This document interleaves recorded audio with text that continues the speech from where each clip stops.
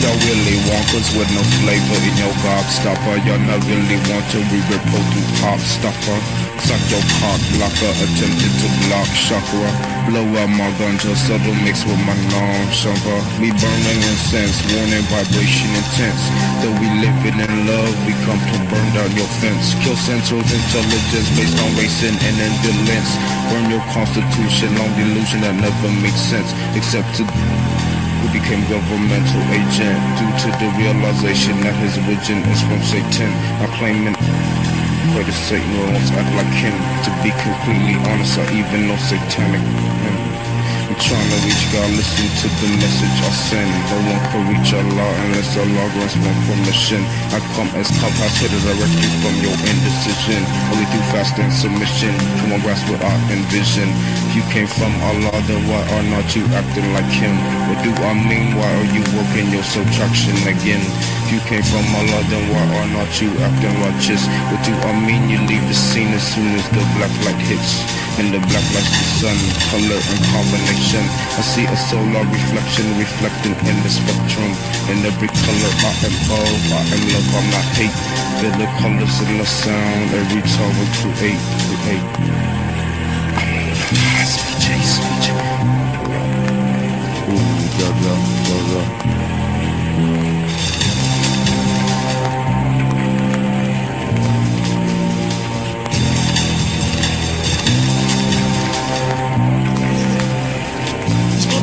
What you are coming from, what religion, what color, what country, what culture you grew up, how civil life you have, how much what you did, how much cocaine you took, how many times you killed, how bad experience you have.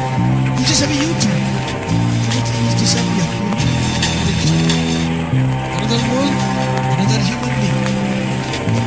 Completely you reborn once again.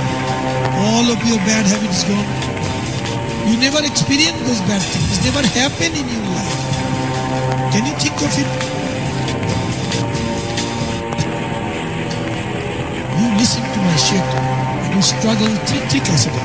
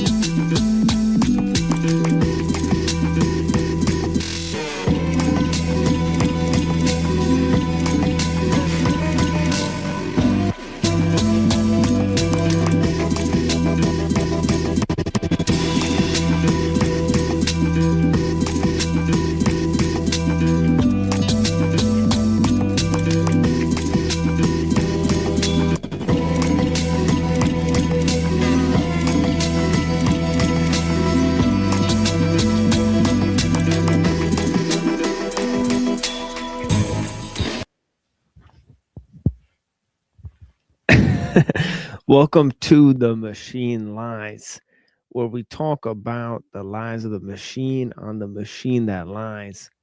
And yeah, interesting reflections we have for you guys for sure today. I appreciate the people in the chat. There's only four of us, including me, right? So we got the bear. I appreciate you. US Ape, I greatly appreciate your time. We got Lizard Tree Blessings. I greatly appreciate you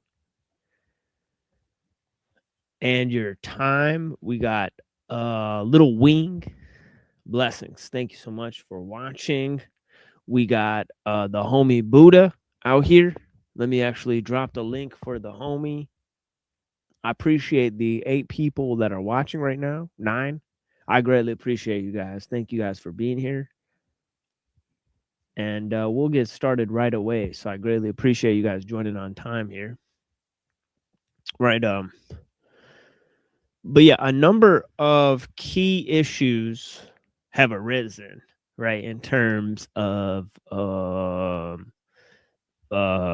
how we are talking about sort of 2 interrelated issues, right? In terms of interrelated subject matter, right? In terms of the philosophy of technology on the one end, right, which is sort of this greater scope. Okay, and as we discussed, it's sort of a philosophy for the modern times, right? And this idea of the deep ecology and the land ethic, and of course, the idea of the whole destruction of wild nature, right? And obviously, what goes along with that is this idea of as we've talked about so many times, right? The loss of traditions as well, right? So there's a huge idea.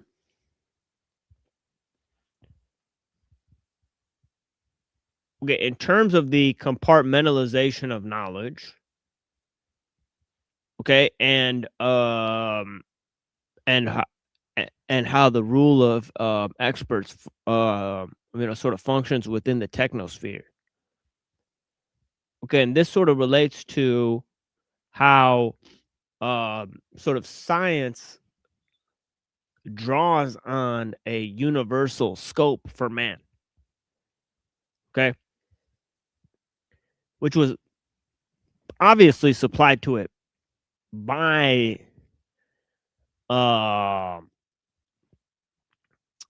philosophizing of religious views, right?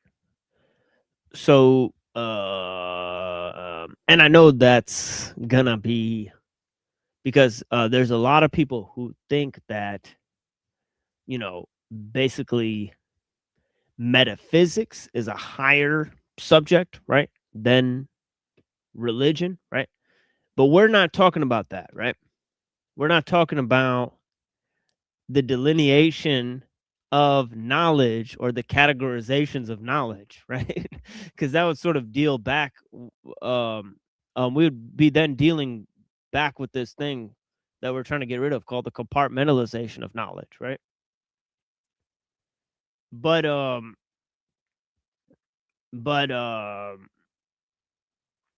yeah, in terms of that, there's an important idea in the historical scope, right, of how these things develop, or what they say about the historical scope or the historical milieu in which these things develop, right?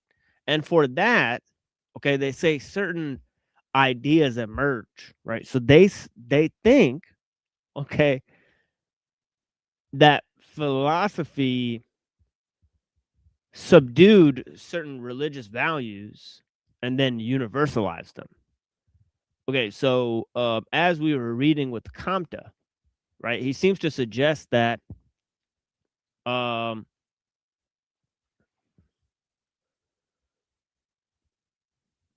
the religious scope was sort of primary for idealizing a certain scope of knowledge,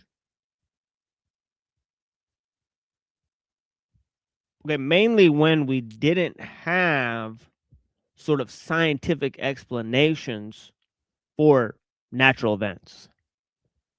So his whole idea was that philosophy sort of filtered out the bad aspects of religious thinking, the sort of superstitious aspects of religious thinking, right, to create the scientific enterprise.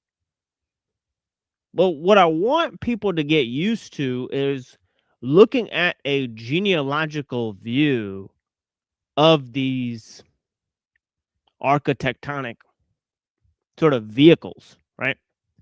Because sort of religion, history, philosophy, art, they're all sort of these architectonic vehicles, right? You know, they're arts that create other arts, right? And so if we're looking at a genealogical view, okay, because this is obviously what a lot of philosophies and ethical, domains are sort of going to try to figure out, right? Is what is primary? Okay, is it economics? Is it politics? Is it nature? Okay, what's primary to the human development? Okay, and of course, we've heard a lot about the modern view, right? That man's technological development is the main purpose of his, sort of movement throughout history. Okay, and of course, the scientists and obviously the transhumanists, they would most likely try to propagate this viewpoint. Okay, but obviously they're reading into, right, man's past a very narrow story of his development, right?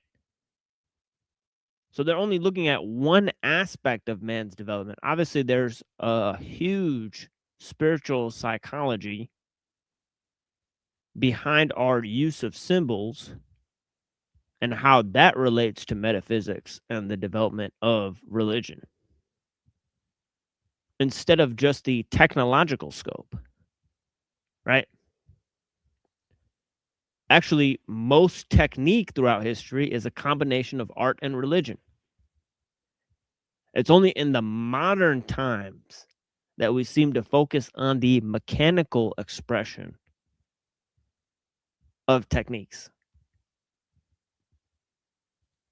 So this is extremely important.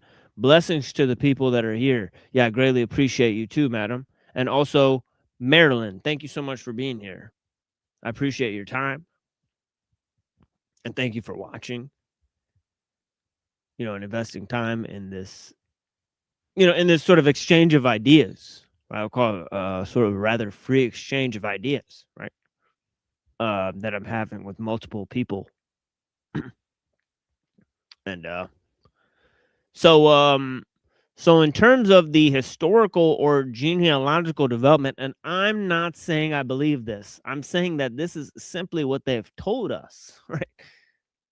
Right. So I'm simply regurgitating back echoes of man's past as expressed by the scientists and the transhumanists to go look at their historiography, examine their historiography.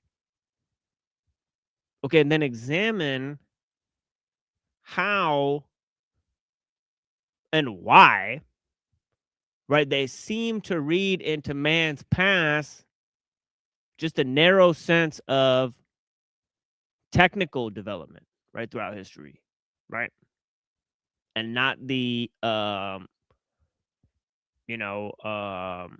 obviously the mediation of man's intelligence through tools, right? They're just like, that man is a tool making animal, right? They've simply confined man to this.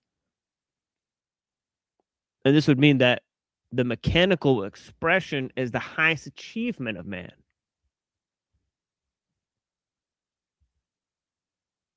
When obviously that's not true, right? Right, because the mechanical does not point to any deeper level of understanding of the purpose of either humanity or nature, right? Or man's instinct to encapsulate either nature or the divine through the use of symbols, right? Through his activity of symbol making, right? Through these architectonic forms of expression, right? And of course, we explained many times this word architectonic, right? Right. Whereas, in the Bible, right, Jesus is referred to as a tekton, right, which is a carpenter. Right. So tekton means somebody who makes things.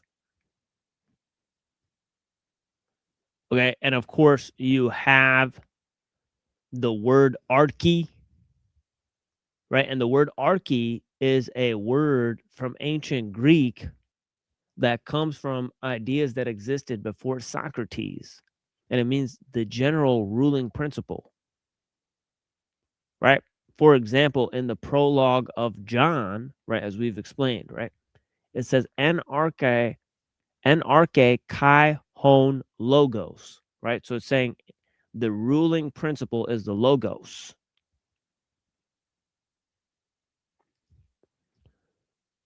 And of course, there's this word techne, right?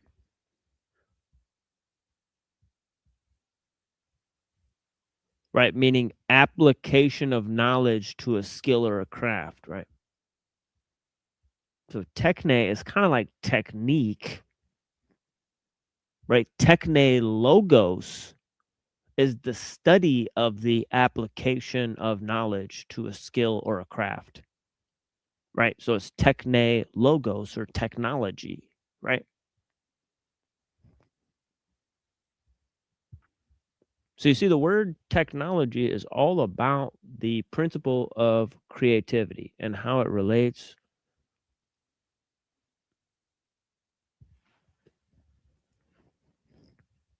to nature, really, right? And how it relates to our development of symbols. So right there in the development of the word technology, you have the word logos.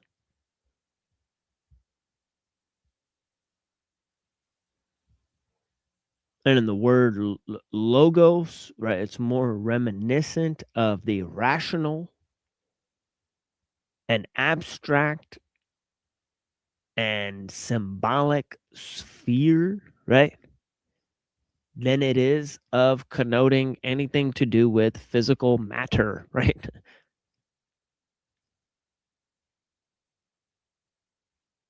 So as point of fact, the word, technology relates to creativity, right? Does not relate to stuff, right?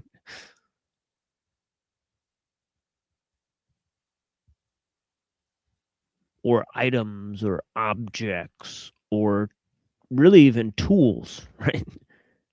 Tools are one expression of the technological.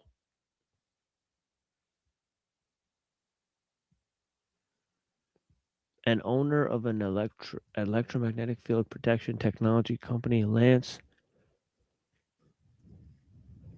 Shuttler, said the entire idea of money is truly insane when somebody comes to learn that the technology already exists to literally turn this planet into a thriving oasis. Electromagnetic field protection technology company. Wow. Yeah, we're going to need a lot of protection from what I'm hearing, right? Because what we're understanding is they could hit you with a beam. You could get hit with a beam and basically make your heart stop or make you act crazy or make you feel agitated or afraid at any time.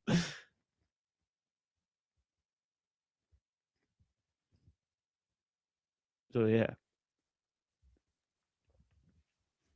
So that should be an expression. Hashtag hit them with a beam, right? There's people that, looks like they got hit with a beam. They changed, right? Yeah, I'm taking notes and stuff. Taking notes. Oh yeah. Yeah, I don't know when you got here, but Yeah, yeah. I think you were here in the beginning, actually. Yeah, you were here in the very beginning. Yeah. Yes, I was. I'm taking notes and stuff. I don't even remember what I said. I could But it's read the all the same as notes what I I've wrote said. before you Huh? said. Wait, what? I could read all the notes of what Yeah, you said. that would be a little redundant, but yeah. Yeah, it would be very redundant. but yeah.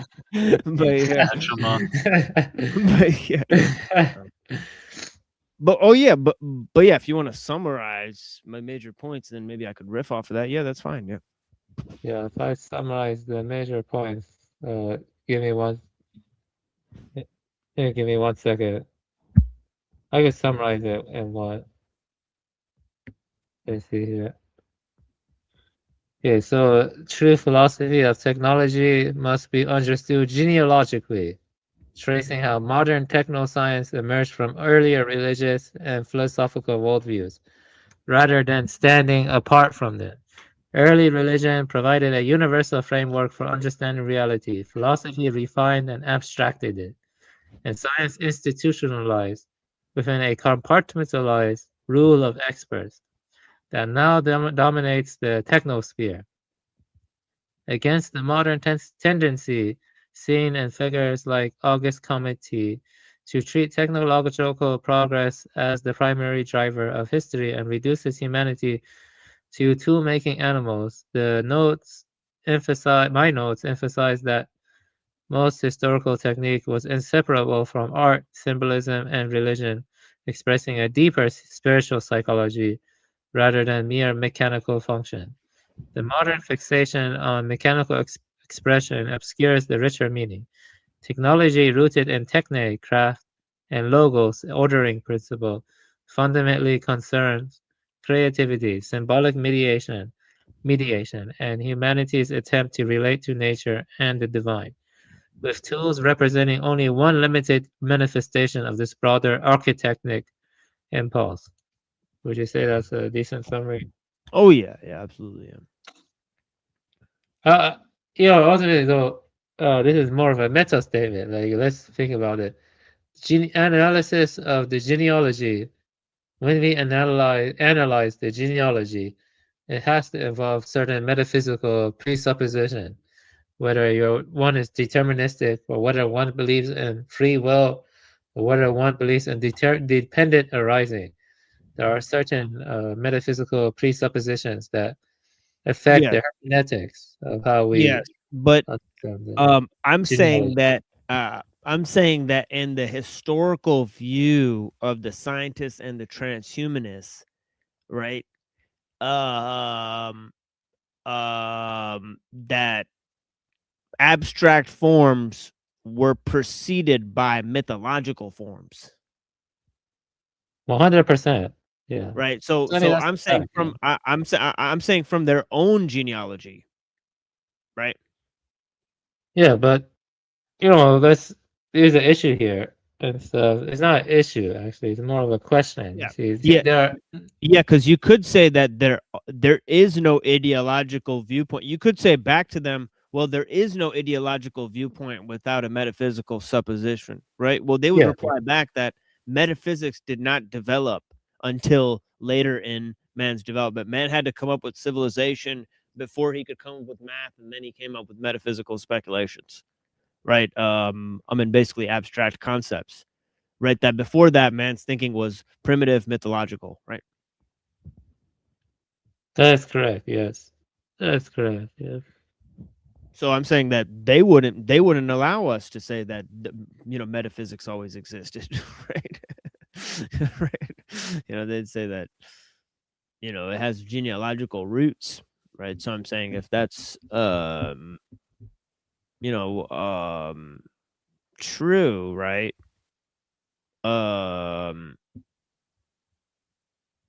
you know, or if it's not true. I mean, it almost it matters and doesn't matter depending on who you're going to talk to, because they're going to believe what they're going to believe, right? So if you're going to talking to them, then it doesn't matter. But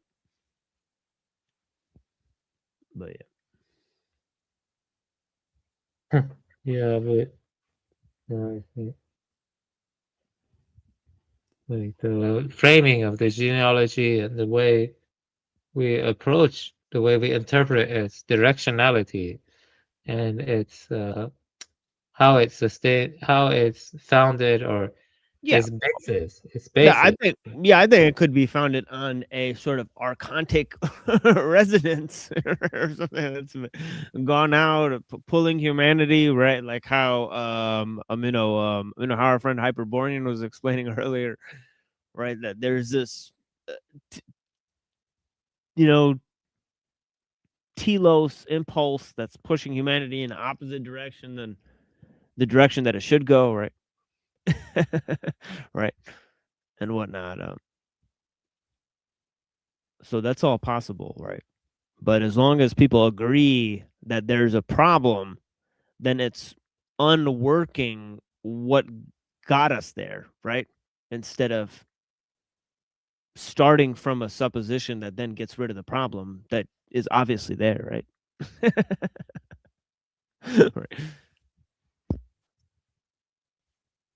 I think see what you're saying. I think your introduction was great, actually, but I was mainly asking the process of interpreting and framing the genealogy.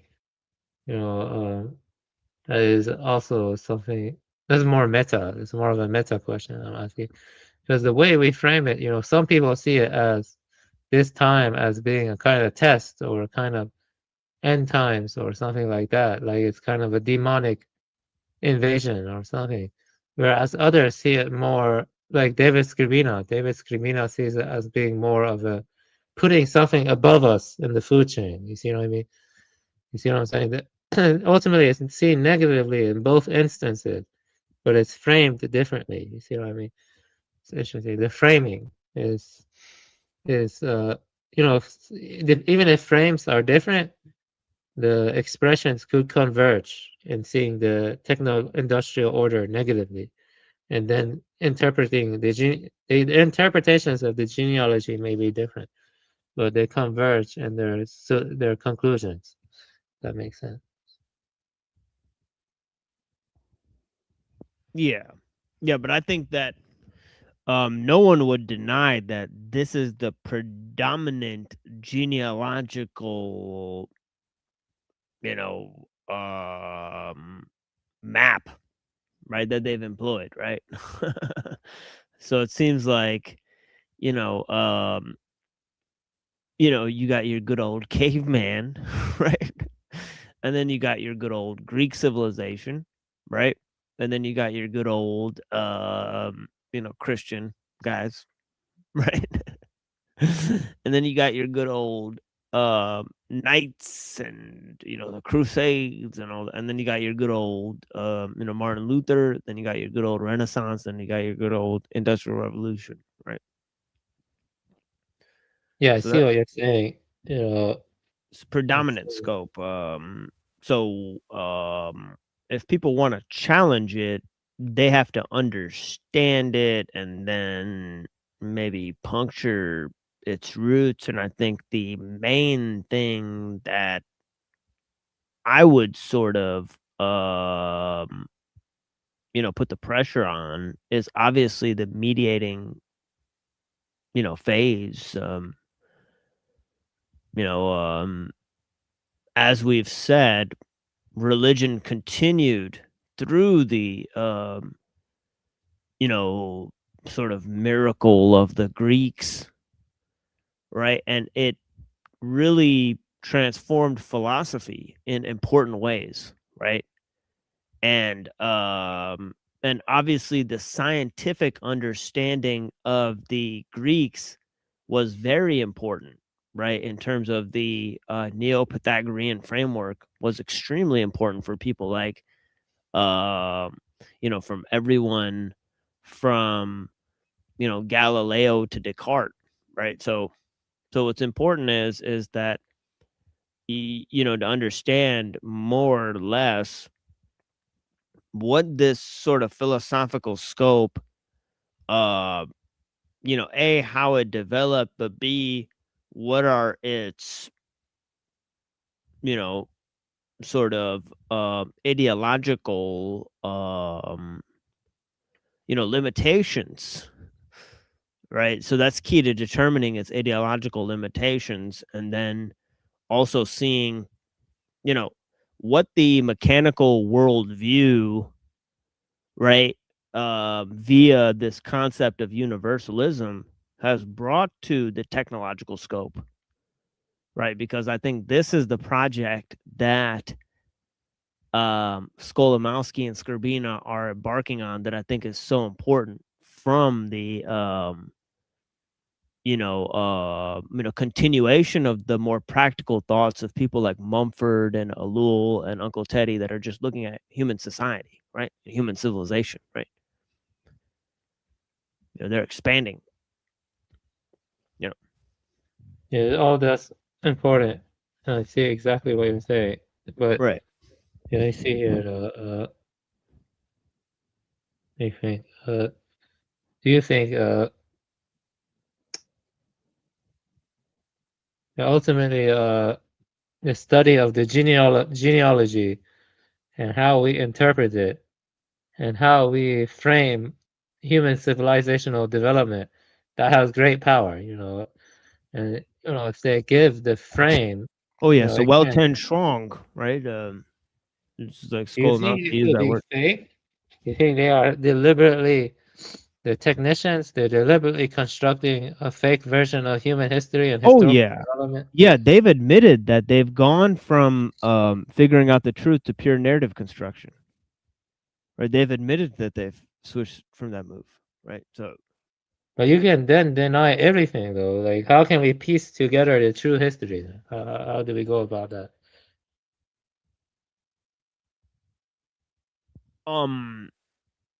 I think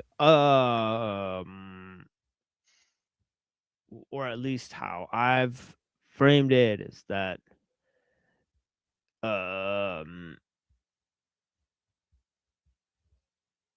that well, first of all, there's no reason to think that that's true, right? But then second of all,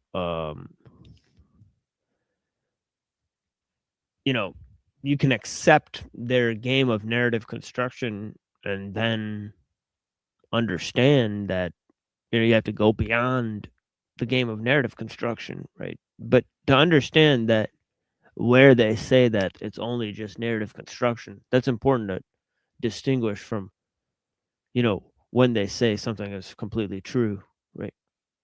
Because like for example, right, like, and we'll get into this with Skolimowski, right? It's like um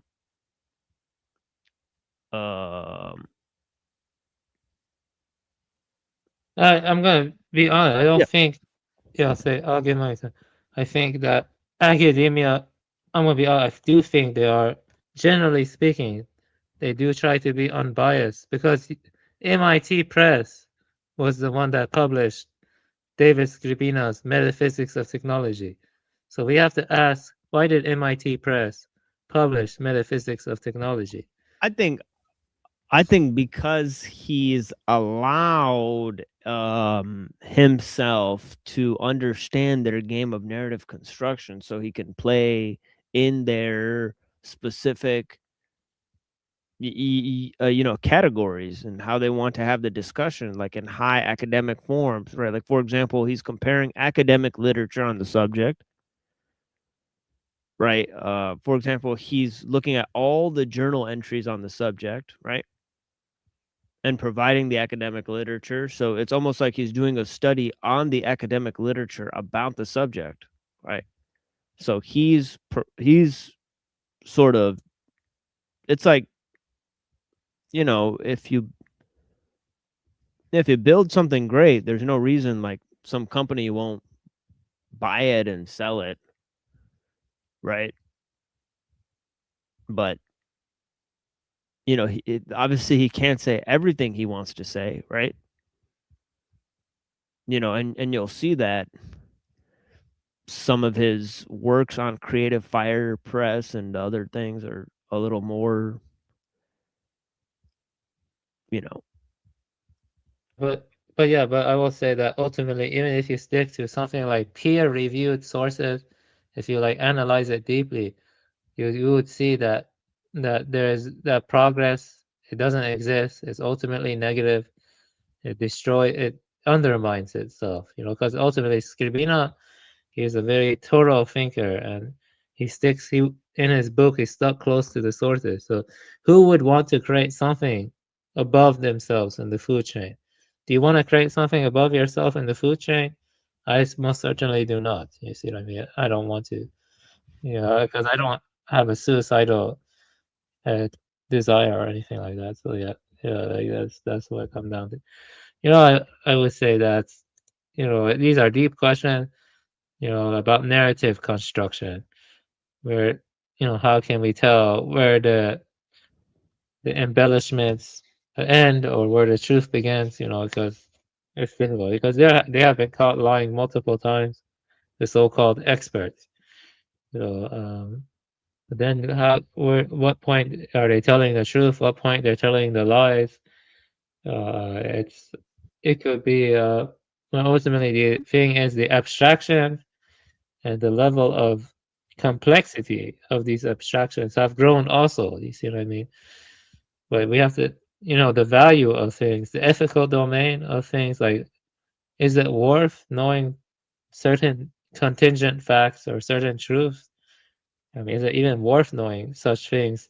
Or is it worth sacrificing such things? Because with greater knowledge comes greater sacrifice. You see what I'm saying? Is it worth sacrificing more and more to learn such and such contingent facts? That's another question too. Let's say what they are learning is based on certain realities and contingent facts, correct? Let's say that were the case. Let's say that were the case. Okay. Is it worth sacrificing more and more? Like, for example, I would not sacrifice my family members to have certain answers in such and such contingent facts. You see what I mean? And that's the thing. And the thing is, as long as this industrial system it sustains itself, it is sacrificing more and more. You know what I mean? So there must be some deeper meaning to sacrifice in a metaphysical context too, because with more knowledge comes more sacrifice. Eventually, we will sacrifice what it means to be human in the first place. You see what I mean? Perhaps, And that is what is happening with transhumanism. Because what is transhumanism? It is sacrifice. Transhumanism is sacrifice to become something else. You see what I mean? Sacrifice was important in both Zoroastrianism and Hinduism. You believe that? And it is true that stuff like human sacrifice, that stuff like animal sacrifice were ubiquitous in the ancient world. I don't think that's a conspiracy. Sacrifice was ubiquitous. So that is a very strange thing. Why were our ancient ancestors sacrificing animals? In some of them, like in ancient Scandinavia before Christianity, they even sacrificed human beings, which is, of course, bad in Zoroastrianism. Zoroastrians forbid human sacrifice. Buddhists forbid human sacrifice. But the fact is, they still did human sacrifice. So we should ask, is there some deeper metaphysical significance to sacrifice, whether of animals or humans or of nature? Because ultimately, we live in an age where sacrifice is far greater than anything we can imagine. You imagine the technological industrial system, more people are being sacrificed each day by the technological industrial system than any pagan group ever did in the past. You believe? And we have the audacity to criticize them when we are sacrificing more people each day through this vile system where no one is in control. where our autonomy is being rendered useless. So we should ask, what does it mean to sacrifice? Sacrifice has great meaning in the Upanishads and stuff. So what does it mean to sacrifice? When the metabolism works, okay, I'm almost done. When the metabolism works, Yeah, take your certain chemicals or certain metabolic things are always being sacrificed. You think your body is always working based on growing, but the truth is growth must require sacrifice. So your body is sacrificing many cells each day. You always are shedding dead cells each day, right? Your body is sacrificing those cells to sustain itself. To sustain itself, it requires sacrifice. And stuff. Just like this world. And stuff. So is there a deeper metaphysical significance to sacrifice? That's the question. I want to hear everyone's opinion on that.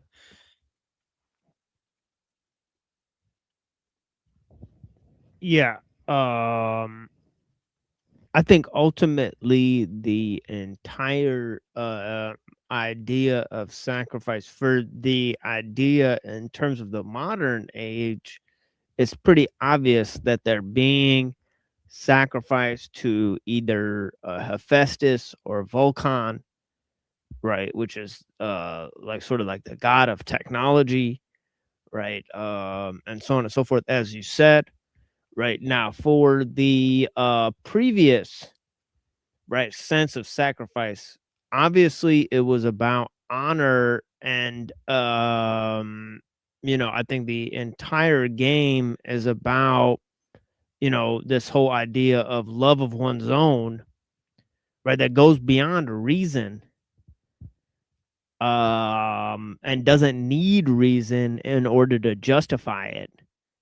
And it's about sort of the passion, the blood, right, the land, so to speak, and so it's more about just the base element of like what it means to be human. Now, I think like in this sense, when you establish these communities, there would be like a natural abundance, and that natural abundance would be like sacrifice to the gods, right? Because you're thankful for the union that brought you together in order to have this great abundance, right? And the first thing that has to be sacrificed is the knowledge, right? So,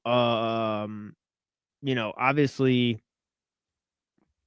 the warriors and the scholars, right? They represent the sacrifice of this knowledge and of the youth, right? In order for the upkeep of the activities of the civilization as a whole, right? So so these are the people that bear the burden, right? And that's why they're always the scholars and the poets and the warriors. These are always the heroes, right, in every culture, right? Because they're the ones who have made the greatest sacrifice, right? And when you sacrifice your knowledge, that means that you take what you know and you basically test what you know in the world, right? You have faith in the good, right?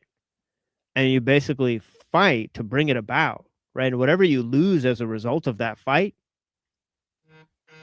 the hell with it, right? It goes to God, right? Right. So, you're ready, right? Appreciate the response.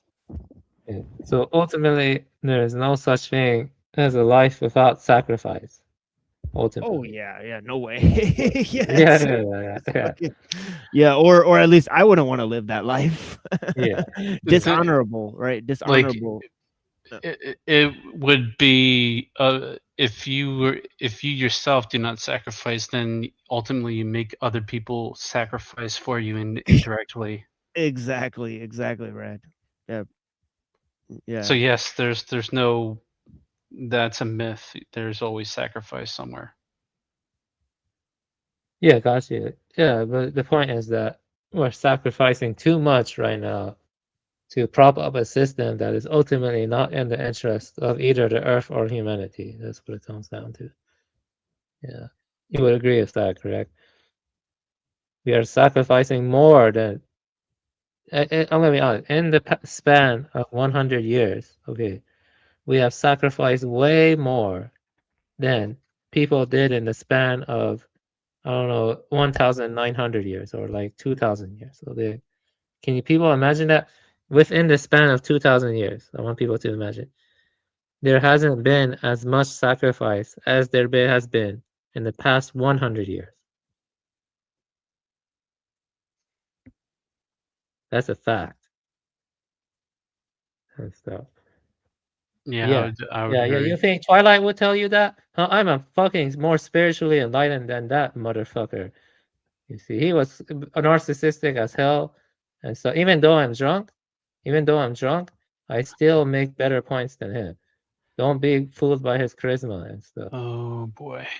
Yeah, that's Let's all. just try to. I'm not done talking. I just said it once. That's it. Yeah, yeah, I'm not gonna say it again. yeah. But yeah, in terms of the yeah, I'm not. I mean, I won't really wage many personal attacks, except for on Made by Machine Bob, and usually that'll be among the greater community of creators. But we will register the complaints in the complaint department of the many haters, right, of the machine lives, right. So, but obviously, we won't draw down the material here by referring to their deeds because they are petty squabbles indeed over peanuts in a poker game in the grand scheme of things. So yeah, so I greatly appreciate you guys' time, but yeah, as we were saying, sacrifice for the greater values of truth, right, justice, right. You have to actually, obviously, you can't, obviously people who try to go for fame and worldly possessions, they're of a lower quality. I mean, right, all the time, right? People who sacrifice for the truth, right? People who actually, go ahead and try to serve life, right? And make that the goal of their existence, right? They're of a higher caliber because there's not too many things in this world that are actually important, right? The list is actually very small. And people who think like there's all of these unique concerns that are developing every moment, right? They're simply deluded, right? They're the ones creating that struggle through their desires, right? That's the truth behind that, right? So they could play that game, but And here are some other extra dimensions to the question. This is related exactly to what you're saying. In the past, human beings in low-tech conditions, they were in control of the sacrifices. Are we in control of the sacrifices that this industrial system wages now? Because it is continuously sacrificing more and more people. Industrial complexes, prison industrial complex, military industrial complex, agricultural industrial complex, and also Medical. big pharma. And so all of that involves greater sacrifice. Am I correct? It does. It does. yeah, And are we on control of that sacrifice? yeah, just the animals and the babies, right? It's like what, like, I think Pinoid said like 8 million aborted babies, right? And then like, Oh, it's probably more than that. yeah, and then the farm animals, right? Where it's like what is there, like beakless like chickens being brought in for KFC or whatever, that are just live for like a second of like torture and then they die, or whatever, right? Good lord, dude. Not Yeah, just life, but time, resources, etc. yeah, oh yeah. Yeah, the exorbitant amount of, like, for example, right? Like, how long do they have to keep pouring water over the nuclear core of a nuclear power plant? 1,000 years? More than 1,000 years? Who's planning that, right, for that long, right? Right. Most likely there's not going to be people there for 1,000 years to keep pouring water over that fucking thing, right? And it's going to melt, right? So that's the reality behind time management and how you create something that cannot be but mismanaged for the next 1,000 years. Right? You know what I mean? I want you to think about it. Okay, the ATP. Okay, at the biological level. Okay, as it hydrolyzes. Okay, hydrolysis. It sacrifices high energy phosphate bonds to power cellular work.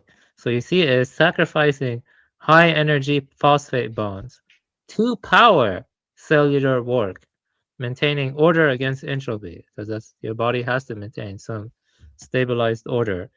So thus from metabolism to consciousness, sacrifice is not mere loss, but the necessary expenditure that sustains and generates form. So you cannot sustain and generate form unless you sacrifice something in life.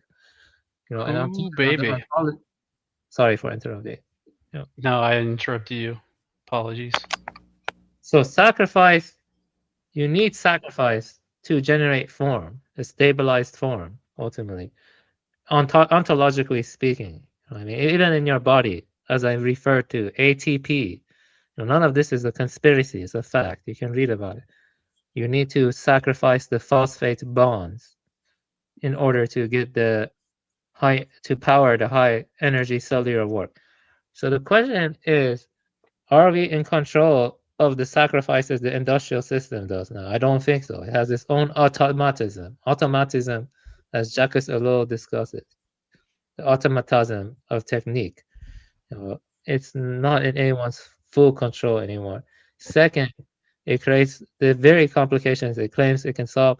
If we reframe that, it creates more and more sacrifices, and the sacrifices, they go down. You don't get as much power anymore. You don't get as much benefit anymore. So it's like endless sacrifice that leads nowhere in some sense. Endless sacrifice as it goes on and on, as it complexifies further and more.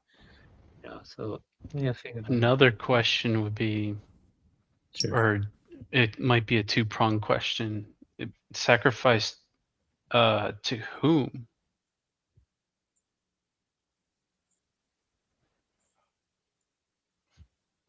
You could say, that's usually the connotation behind the word sacrifice, as far as humans are concerned. You think it's Most possible people that- sacrifice their time for the almighty dollar.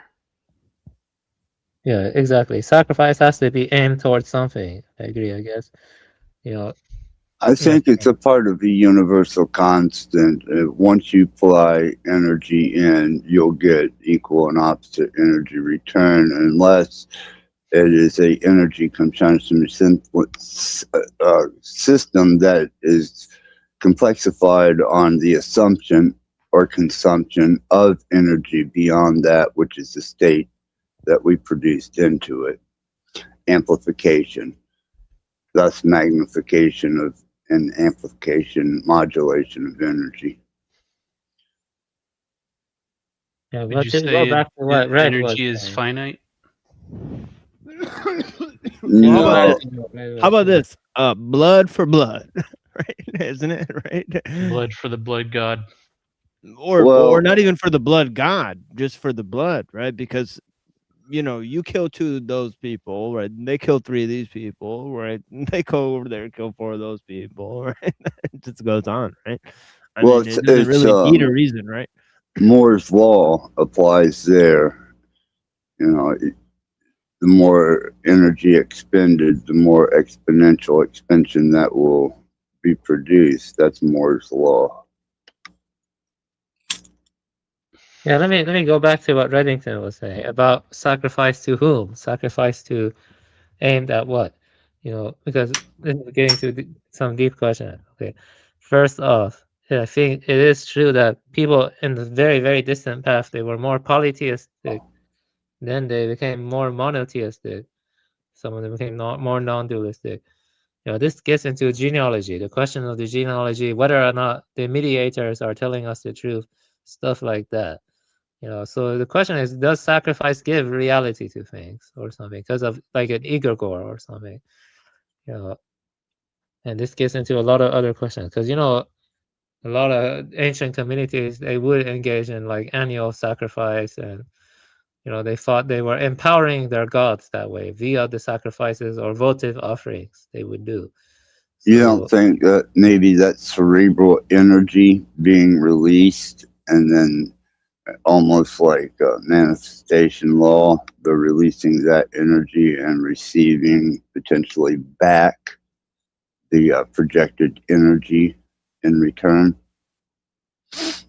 Possible, but the body also involves sacrifice. Like I said about ATP, like hydrolysis sacrifices high energy phosphate bonds to power cellular warp, maintaining order against entropy. So thus metabolism to consciousness. Sacrifice is not mere loss, but the necessary expenditure that sustains and generates form.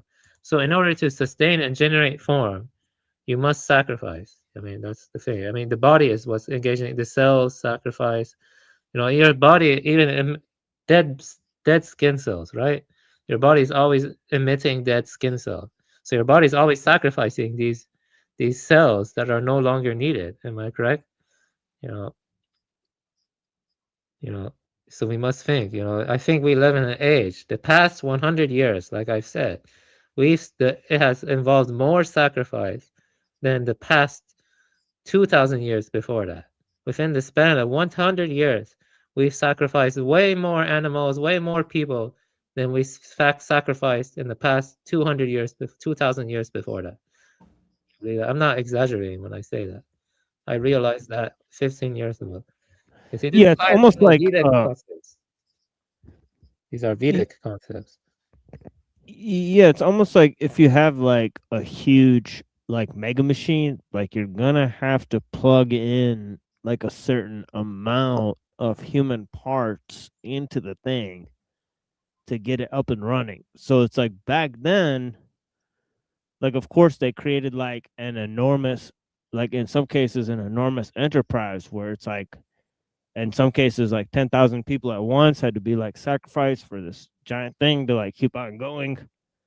But now it's like, they created like a huge thing with human parts that you can't really shut off, right? So it's like obviously it's gonna require tons of, because like they didn't get better at managing the human potential within the system, right? It's just the same humans. It's just now they're in this gigantic system versus smaller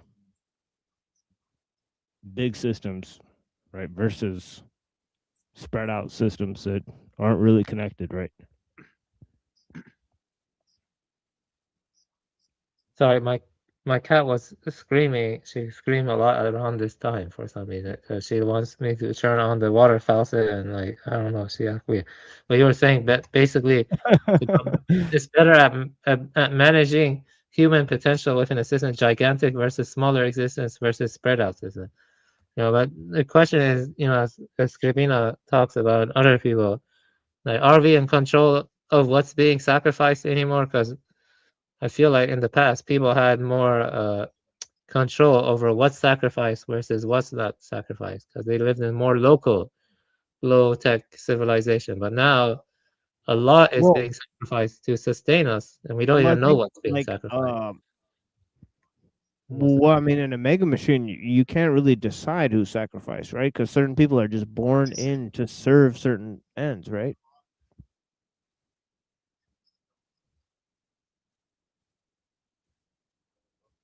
Yes, yes. Most people are born to serve certain ends, and they can't even decide what is sacrificed.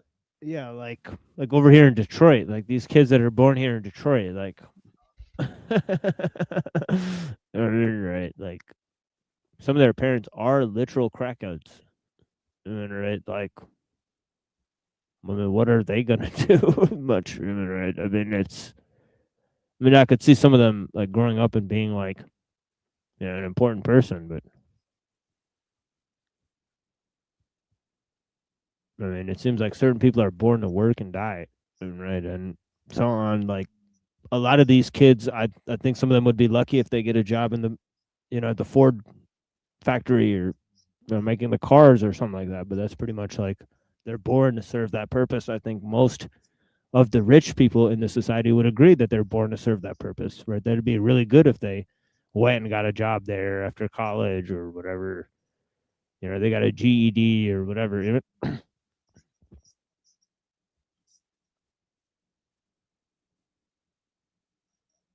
Yeah, but sorry for derailing this, but I am relating it to the main subject. Phenomenology, ontology of sacrifice, and how that relates to the techno-industrial order and its complexification. Not many people have explored that. I've never seen a single person talk about that. What I'm saying right now is pretty like ancient Vedic wisdom, and I'm relating it to the technological industrial order, because the Upanishads goes a lot into sacrifice and other shit.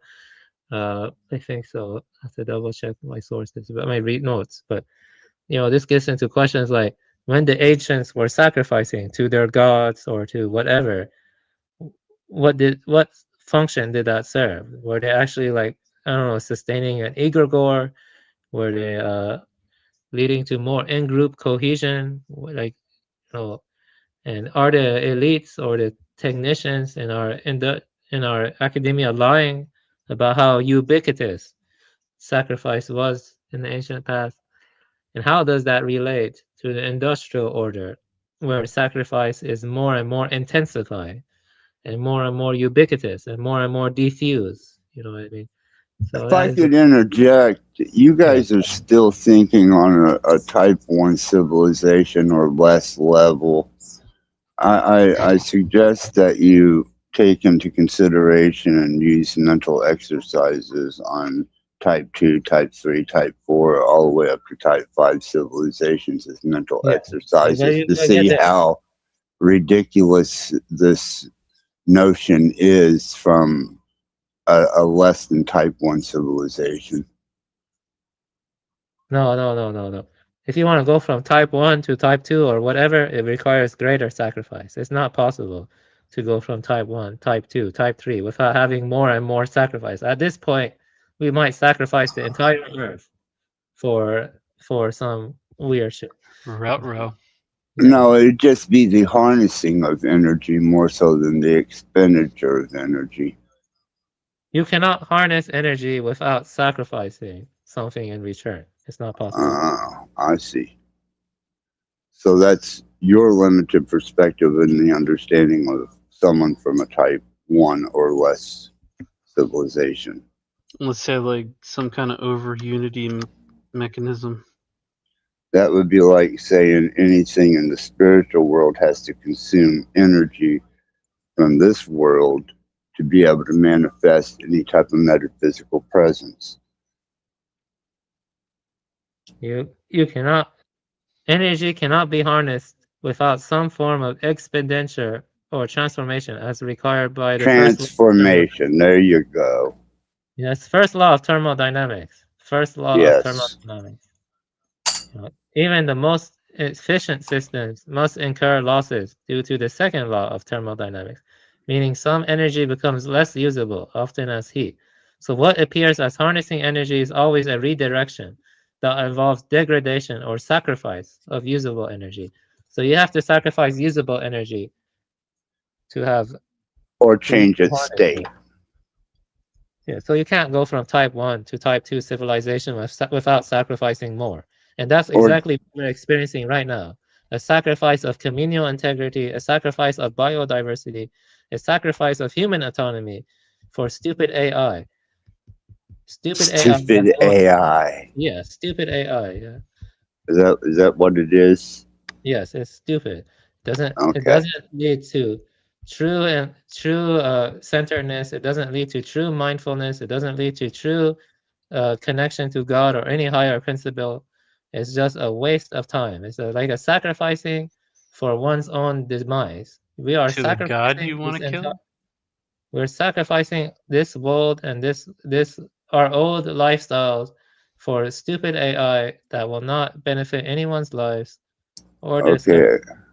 Well, that means intent, prayer, even manifestation through a quantum effect is just a waste of energy to you. You're still praying. You know, Okay. you are still praying. Yeah. Yeah. Your AI wife.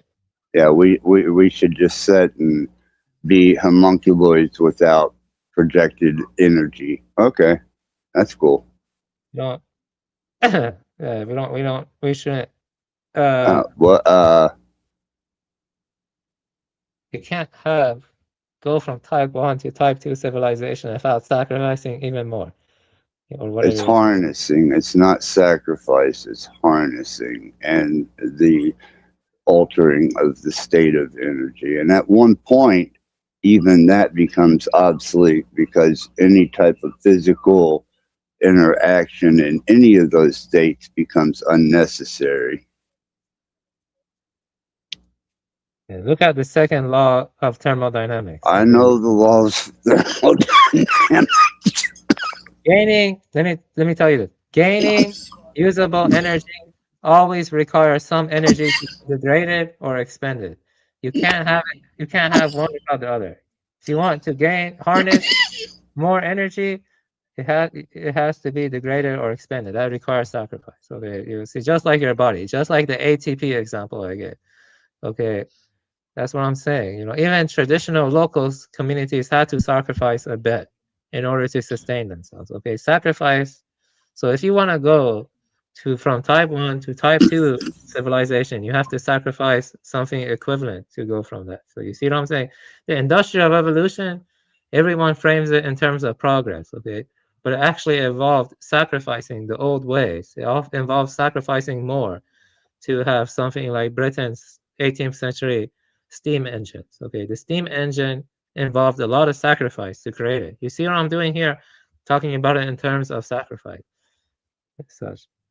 See, I know what I'm talking about, and I don't doubt you, Avian. I'm sure you're convinced you know exactly what you're talking about. I mean, you've made the statement, we're plebs and you are a contribution beyond our understanding or even what we have to offer. I heard you say it, so I really stopped taking you very serious at that point. Yeah, we need to go back to a time where we minimize the sacrifice, where people see, because the system, the mega machine, no one is in full control within the mega machine, and it is sacrificing a lot. It's a kind of automatism, okay? And so we go to a time of local communal integrity where wild nature comes again, so sacrifice is minimized, you see. And, the saying, no sacrifice too great, is one of the most evil sacrifices. There are one of the most evil sayings. It's one of the most evil idioms. There are some sacrifices that are too great. So what are you sacrificing, Avian? What is it that you're sacrificing here and now other than bioenergy expenditure?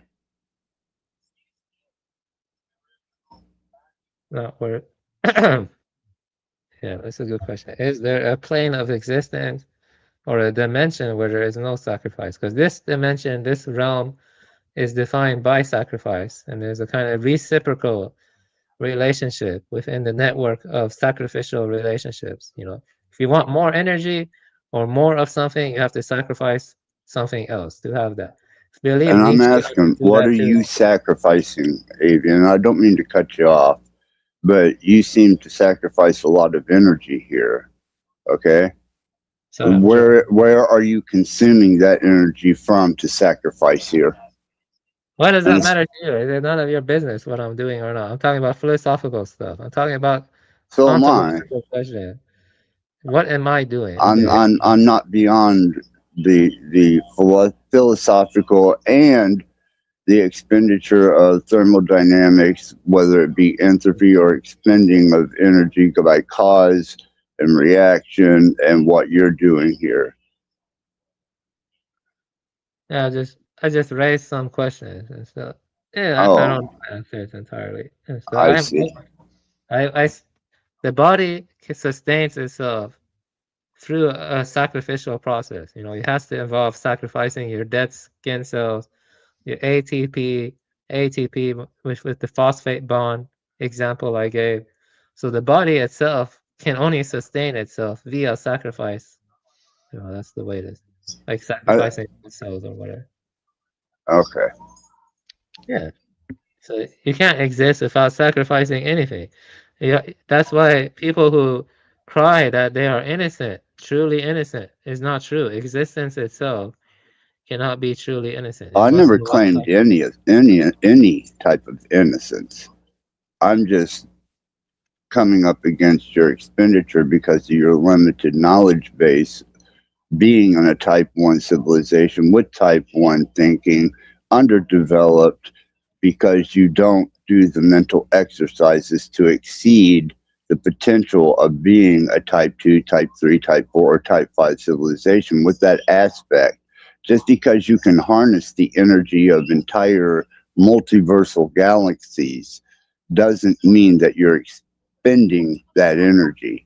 You I were actually there will as an observer. I'm gonna make a crazy argument to you. I would say people in the past, they had a knowledge that went beyond sacrifice. They had a knowledge that went beyond pure materiality. And the further we go on in time, since the time of the Buddha, since the time of Adi Shankara, I don't know, you can pick any point, the further we get away from that true mind, that true awareness that is beyond all sacrifice. You know, you're type 1 to type 2. My point is that you cannot go from type 1 to type 2, type 3, type 4 without greater sacrifice. And the sacrifice is ultimately not worth it. No sacrifice is ultimately not worth. No greater sacrifice is worth it because you can simply look into your own mind, your true spirit, or whatever you want to call it, your true mind, your pure awareness, and by doing so, that is sufficient. You don't need. So the acquisition There's no of more sacrifice. acquiring knowledge comes at a sacrifice. Of Is that course. what you're saying? Yes. Okay, what if you're just observing from a type 4 civilization, which is a type 4 consciousness, and you're just an observer with the comprehension of the knowledge?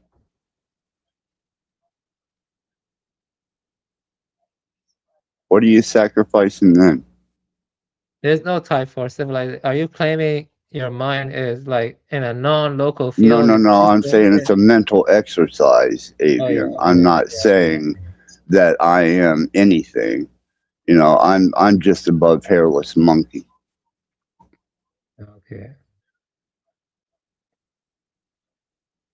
Yeah, none of that addresses my point that moving from type 1 to type 2 to 3, 4 involves greater sacrifice. And the more knowledge is just contingent facts. Okay, it's just contingent facts. The knowledge is worthless in some regards because the highest knowledge is non-conceptual, the highest knowledge in many ways. It's a kind of intuitional logic, one could argue, in certain directions, you know. You're talking about weird sci-fi stuff, like type 4 civilization, No, type 1. it's not That is sci-fi. Yeah, It's actual proven physics, and it falls into the realm of thermodynamics. Once you obtain the understanding of the energy of a star, a galaxy, multiple galaxies, and I know Austin down there is throwing a fit about it, but we can microsize it into a fractal nature, and we can take it from the macro to the micro, which is falling into atomic states. So ultimately, you are pro progress. That's the way I see it, because you know, it's the Kardashev skill. Well, of course. Of course I you're- am. I mean, Yeah. look at what I do. Yeah, I see. You know, why would you want something like a Dyson sphere? Why would you want something like being able to capture energy from, I don't know, black holes or galaxies or whatever? Isn't what we had in the past sufficient? Isn't that better in the sense of having more autonomy, more freedom for looking into oneself, awakening to one's Oh, I true agree. nature? I don't disagree with that part of it. I absolutely not. You know, it's just the forward motion that we're trying to develop to, which is a self-destructive expenditure of energy instead of reserved observation and introspective observation of energy that is self-contained within the being. Yeah, if you scroll down, it talks about type 1 and type 2. Yeah, stop there. Go up, go up, go up. No, go. Yeah, stop there. Yeah, read the type 1, type 2, 3, yeah, that stuff. I see it as largely science fiction, to be honest, but I don't know. Okay. Yeah, but the point is, if you want to go from type 1, 2, 3, you need more sacrifice. That was my initial point. Okay, that's all. And so, Okay, I understand where you're coming from. yeah, I understand where you're coming from too. I appreciate your presence, Rat Blood. You're a contributive member of this community. I appreciate speaking with you and such. Yeah, I'm not trying to be argumentative. I'm just trying to be subjective to possibility. Yeah, I appreciate it. You're a cool guy. Thank you. So are you, Avian. I appreciate your observations and your intellect.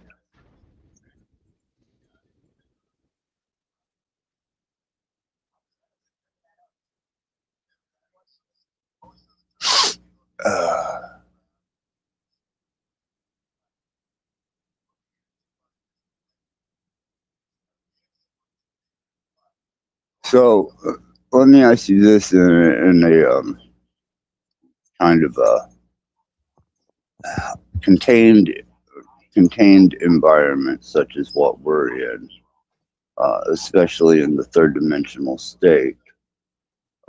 Whatever force created this particular state and all the energy, which is an X point of energy, you cannot add to or take away. There is a potential limited amount, which is the rubber band effect to expansion and then contraction.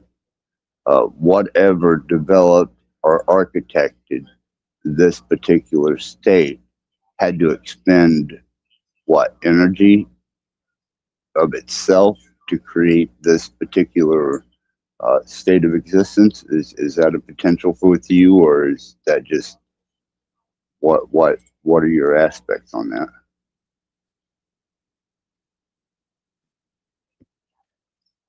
I think he's away from keyboard at the moment. What's your take on that?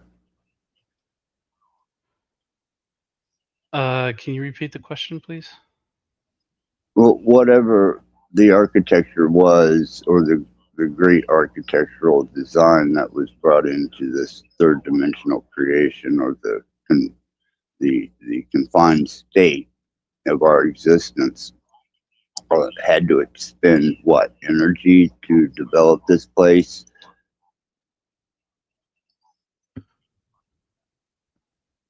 It's a good question. I mean, most likely that would have had to be the case. okay. I was just checking. So in another sense, you're saying that that would be a sacrifice, Yeah, or multiple sacrifices rather. yeah. I'm getting a lot of nasty opposition in chat, so instead of entertaining this, I'm going to let my wife monitor, and I appreciate you guys having me. Yeah, blessings, Rat Blood. I greatly appreciate your time. Yeah. Easy.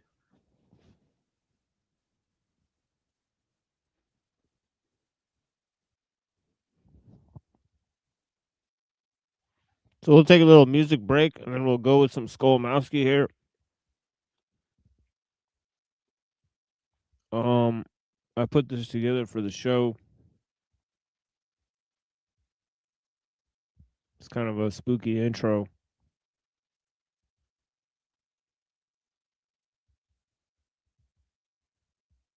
And we'll be back.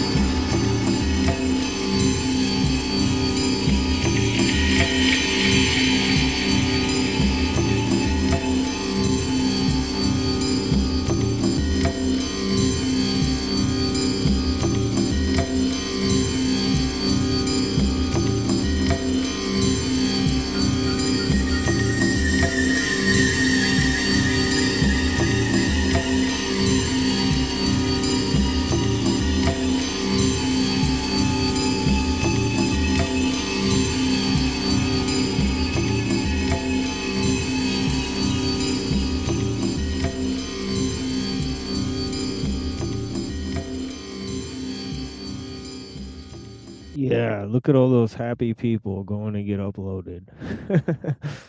Anyways.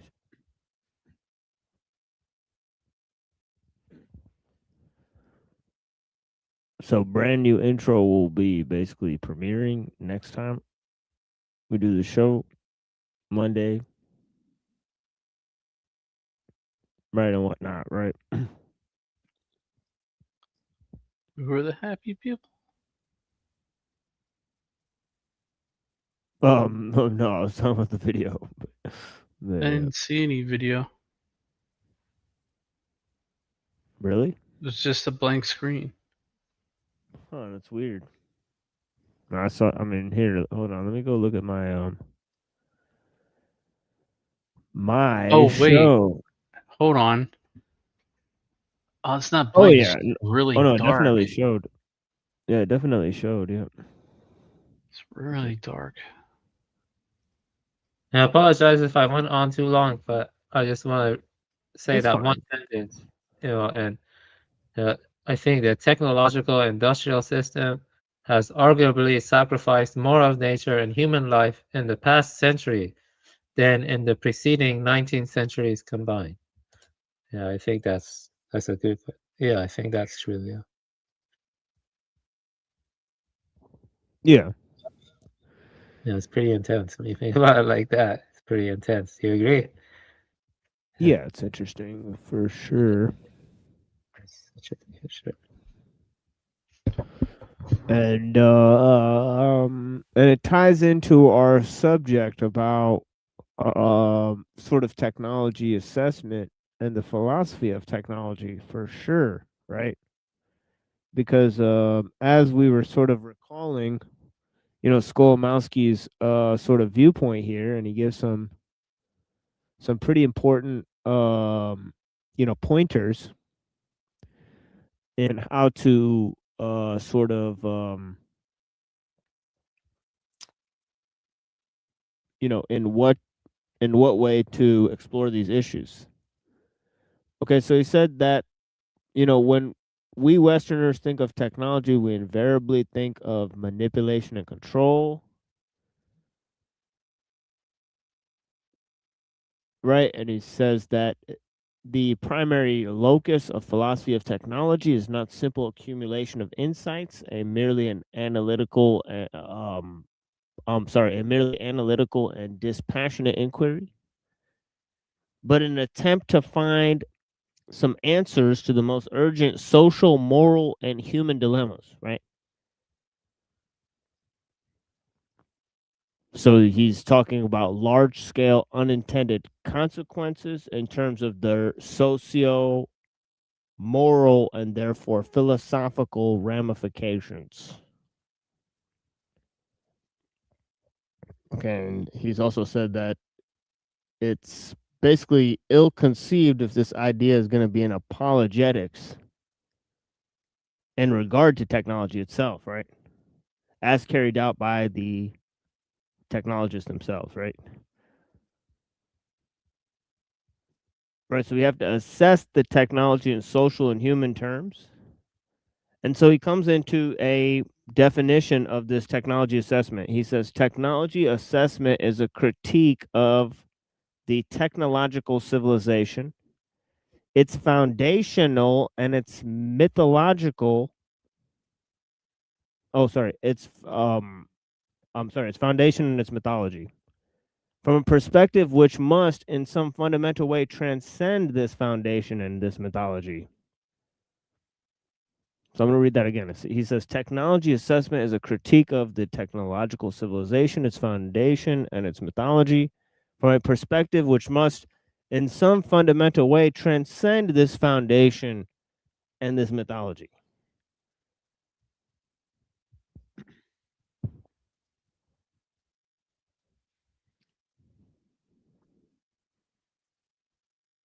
And he says that, that several technology assessments, right, unfortunately, more often than not, they see it as an adjunct to technology itself, a set of technical procedures generated by technology and ultimately serving its purposes.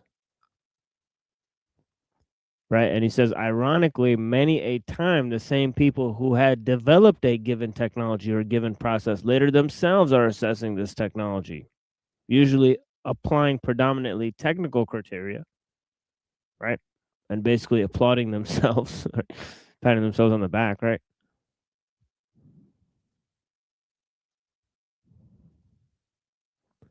So he comes to the conclusion that quite often technology assessments are fraudulent from a social and human point of view, paying lip service to social aspects because the conclusions are technical. And he says most technology assessments are simply just a technical exercise performed by technicians. They have no ethical, philosophical, social, cultural, or human basis at all, right?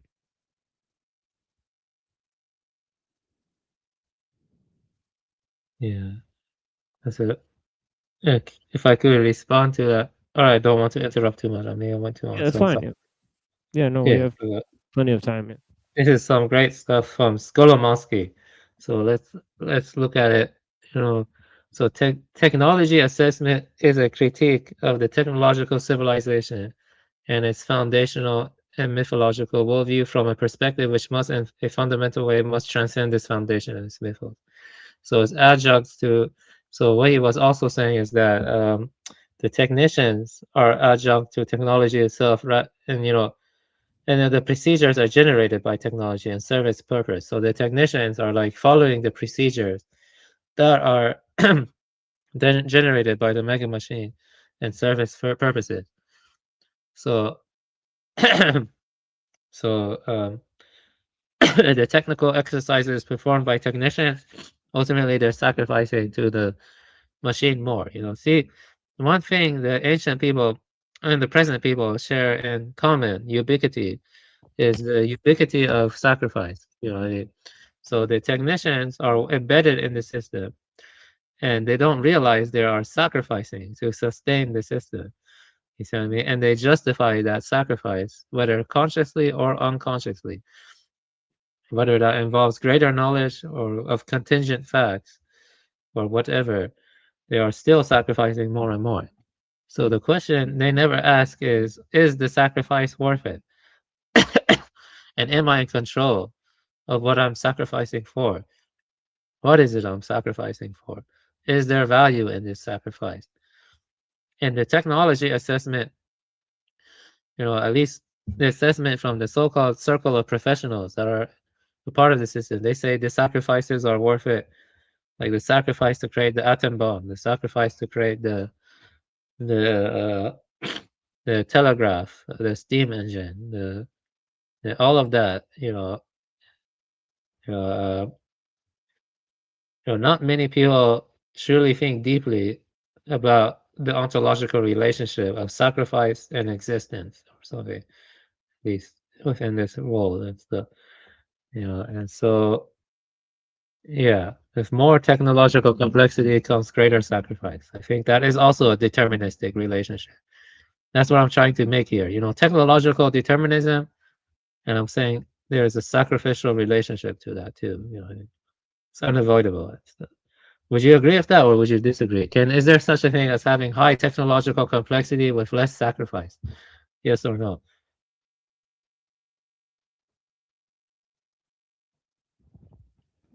I don't think in human terms, right? Because humans have to inevitably be made the object of techniques, right?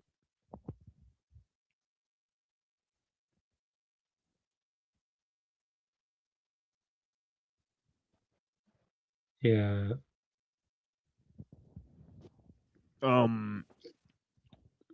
But I mean, if you see how Kurzweil says it, right? He says we shouldn't look at technology as evolving separate from humans in any way, shape, or form. Because technology is in every sense an extension of the human. So if you look at it in that way, right, then I guess human beings are going to be combined with technology that will be better for the humans, right? But if technique makes humans the object of technique, or the industrial system makes humans the object of Yeah, then technique. it's way worse. Yeah, then that's the Yeah. opposite side of the coin, right? Yeah, it's the technological industrial system then sacrificing the humans. Yeah. It's sacrificing the in some sense because we're putting something above us in the food chain, right? And when you have something above you in the food chain, that means more sacrifice or something. I mean, yeah.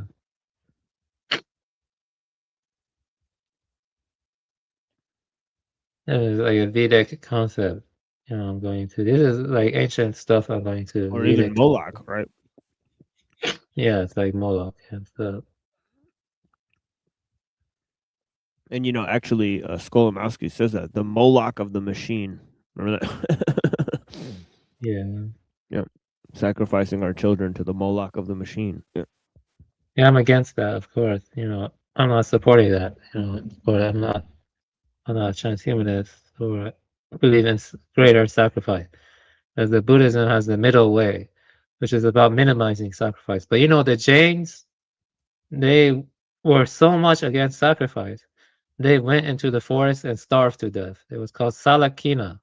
They would fast until death while meditating because they were against any form of sacrifice. You believe that? The Jains. But of course, the Buddhists are against that because they follow the middle way of trying to minimize sacrifice. So it's not like I'm pulling this stuff out of my ass, it's this, or that I'm too drunk and I'm just making stuff up. This stuff has basis in Vedic understanding. In the Upanishads, you see it too. How sacrifice ties into the cosmos at large and stuff like that. And I'm tying that to David Scribina's Pantechnicon. You see what I mean? And other stuff. Because, with more complexity, one could argue that there is more sacrifice involved in order to sustain and preserve its structure stuff, even if it's not to our ultimate benefit or the benefit of the earth.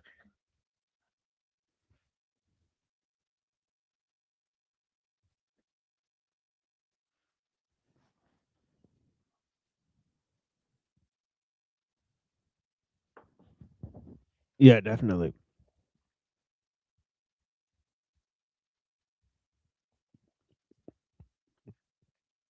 So, I mean, he basically says that, basically just read this entire paragraph again because it's pretty important, right? He says, we must be aware of another danger of a much subtler nature. He says, we are all technicians. He says, our attitudes and our mentality are profoundly affected by ideals of technology and by assumptions of which technology and the whole civilization are based. We must be therefore aware that even when we genuinely try to assess technology from a social and moral point of view, the process, as one astute critic puts it, may be totally slanted in favor of the assumption of the underlying technological civilization.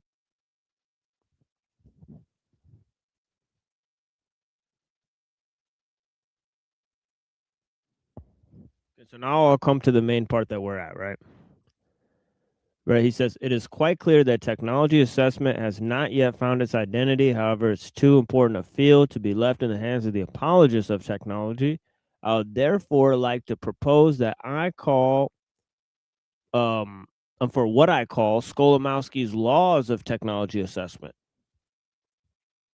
as a set of guidelines for a genuine process of assessing technology at large. Here are the laws, he says. Okay, so there's 4 of them. Right. 1, no system can adequately assess itself. 2, the more satisfactory is the assessment from a quantitative point of view, the less valuable it is from a social point of view.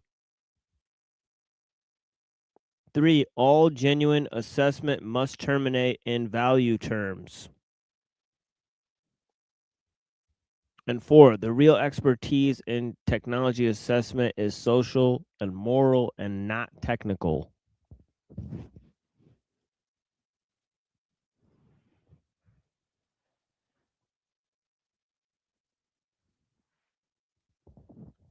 So you got some interesting stuff there, right? Yeah, so the 4 again was no system can adequately assess itself. The more satisfactory the quantitative is, the less valuable social is. It's like Right. treating people as disposable. Number 3, all genuine assessment must terminate in value terms. And 4, real expertise is moral and social and not technical, right? That's what I remember. Am I right? Did I remember that correctly? I believe Oh I yeah. did. Yeah, okay. Right, let's think about this now.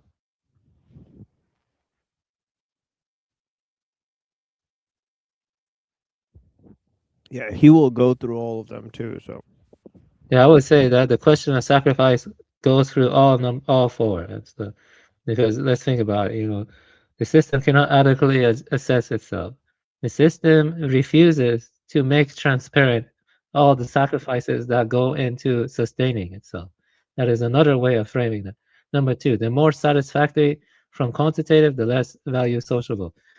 And that's another way of saying that the sacrifices are all put into quantitative terms. They judge it in terms of metrics. Like right, is this, yeah. Number 3, all right, showing right. genuine assessment must terminate in value terms. And that's the no sacrifice too great that the boomers say. That is their value. That is the value of the boomers. They were MK Ultra, the boomers, into believing no sacrifice too great. That is the boomer. Yeah. And number 4 is real expertise is moral and social, not technical.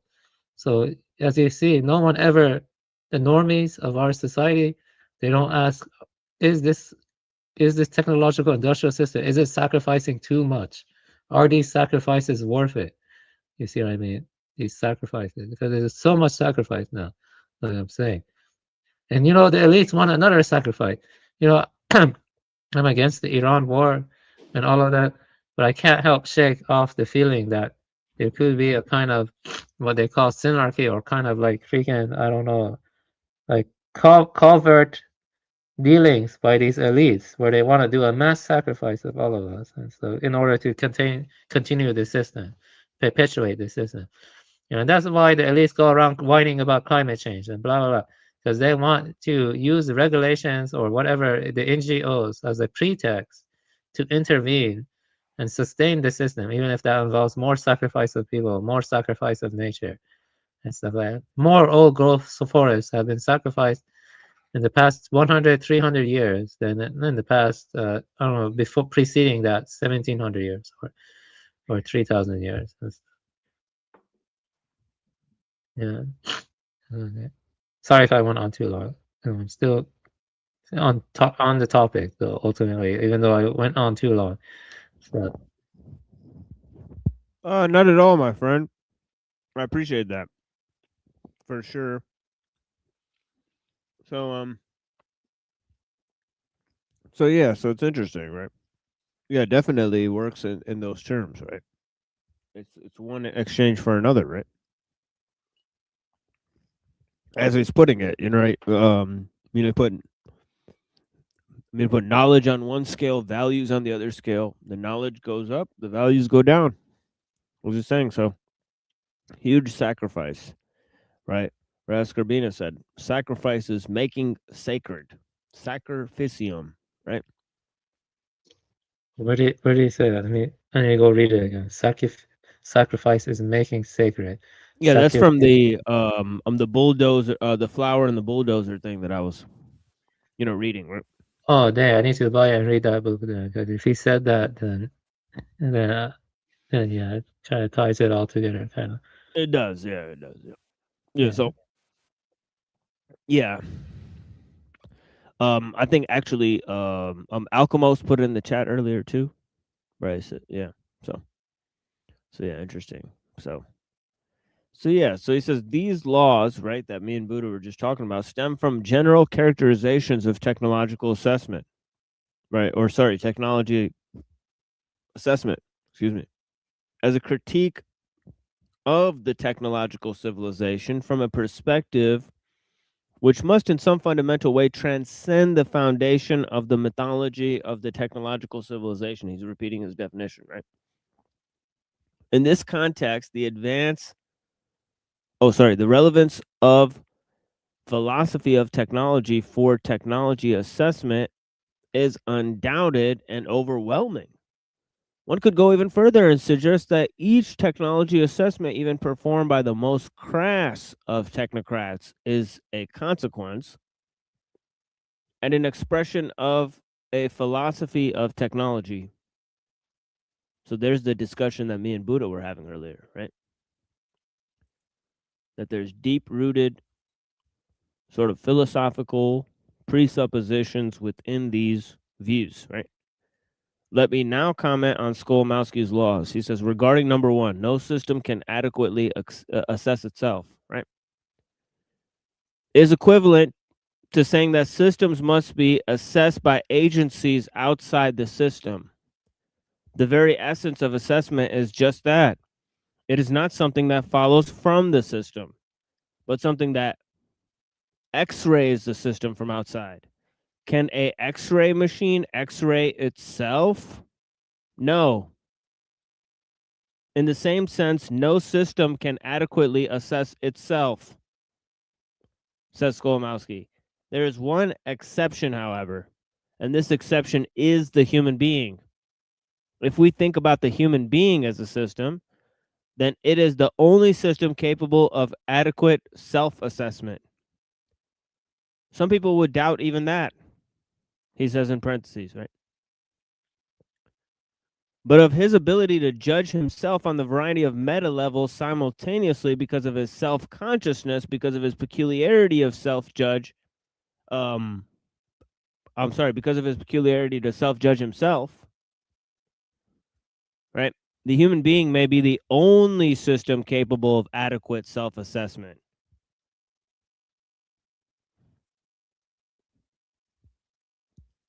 Right, so he's saying we should not leave that to either natural conditions or the use of machines, right? To assess our social and moral dimensions in terms of those things that create values.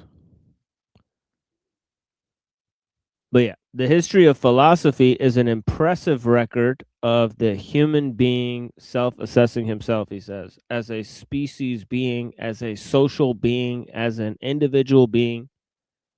Returning to the first law, the criteria of assessing a given technological system cannot be derived from this system and cannot be limited to the system.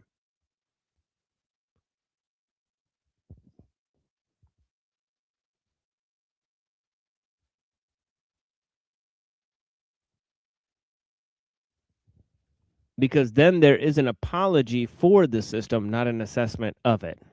So we've said that earlier too, right? So let's go to number two. Regarding two, the more satisfactory is the assessment from the quantitative point of view, the less valuable it is from a social point of view.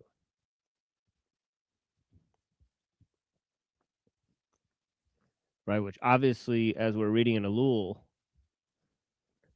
one of the main problems is the quantification of the human. Right. That's one of the main ways in which the human can be made the object of techniques is if he is first quantified, right? He can only be subjected to technical procedures if he's first quantified, right? Exactly. And the technology assessment that Skolomowski is talking about is very narrow. Is carried out from within the system. It's supposed to critique. So real technological assessment means stepping outside the assumptions, the myths, the semiotic landscape of the technological system, and judging it in moral, social, and human terms, not just efficiency, output, or quantitative performance. Because technicians are shaped by that very system.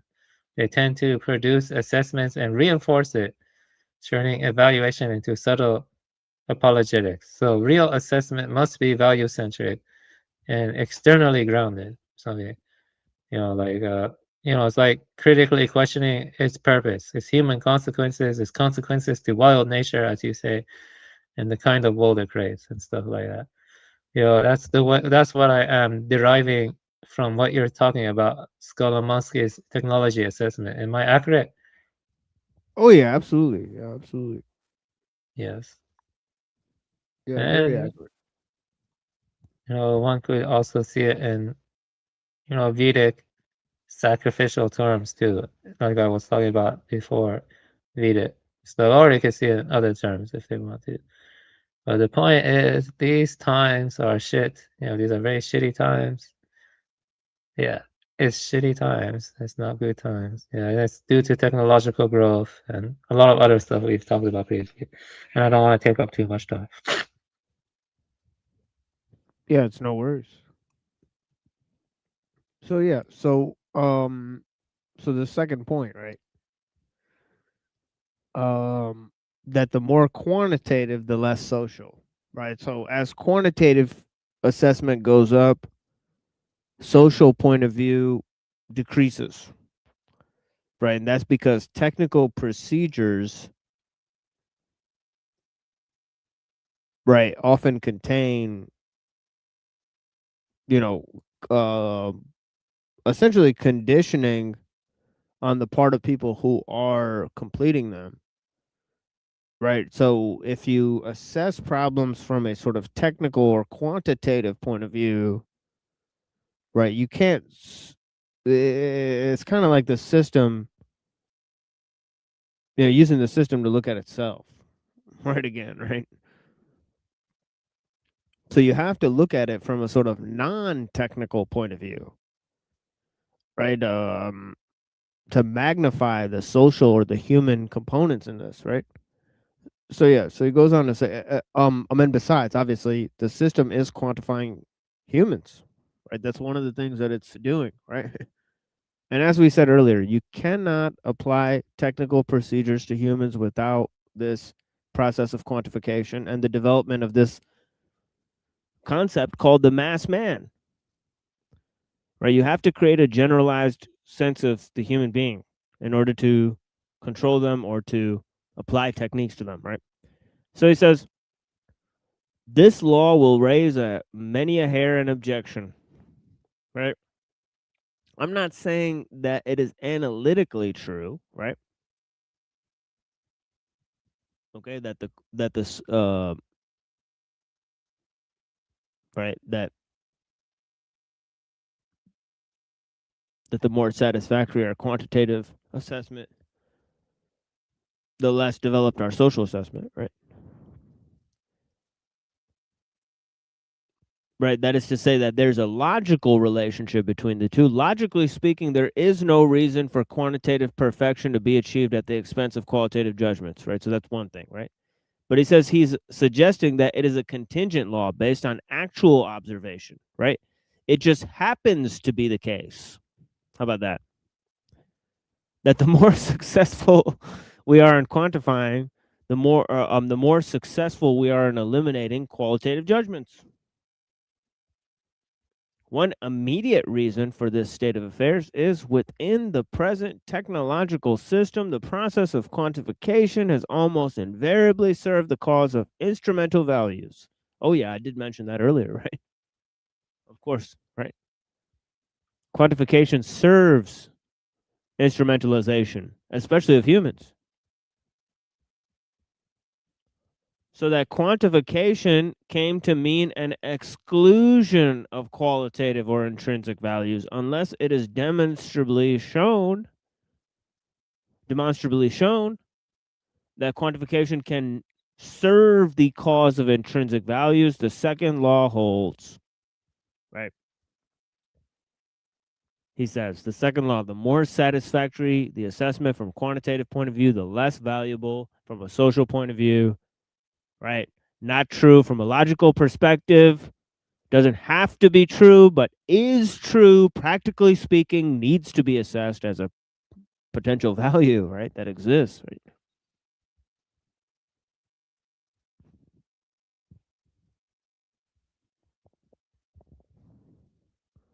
Alrighty then. Let's move to 3. 3, all genuine assessment must terminate in value terms. Now, this obviously follows from those other two, right? We got to deal in terms of values, right? This law is, of course, a consequence of law 2. Oh, yeah. Oh, yeah, I can see it too, Skolmowski, definitely. But it must clearly, but it must be clearly stated because very often instrumental values usurp for themselves the place of ultimate values. It is often argued that the maximization of economic value or raising the standard of living for all is the ultimate value which justifies all our pursuits. This is a favorite strategy of subverting genuine assessments by instrumental or economic ones. Another strategy is to argue that, quote, a strong capacity in applying adequate techniques of technology assessment is necessary in both executive and legislative branch. Then methodology takes precedence over value. And we gently ride on the high horse of quantitative techniques towards the instrumental paradise.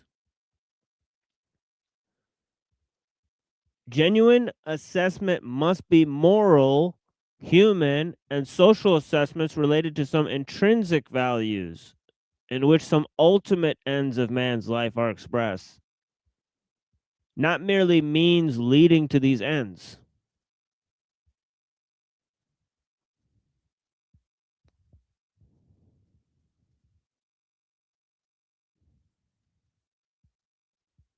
Right.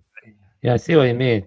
Because the scientist and technician, if you were to refer to something more qualitative as a way to persuade less sacrifice, they'll be like, "Oh, do you have the facts to back that up? Do you have the quantitative facts to back that up?" And it becomes kind of circular because they're working within the system. Everything they discuss must be backed up by statistics or whatever that is replicable or repeatable or whatever. But if you were to refer to some kind of higher transcendental metaphysical principle or some kind of karmic principle, some kind of sin dynamic or whatever, that is dismissed by the technological system because they ultimately work from a kind of materialist utilitarian paradigm. Am I correct?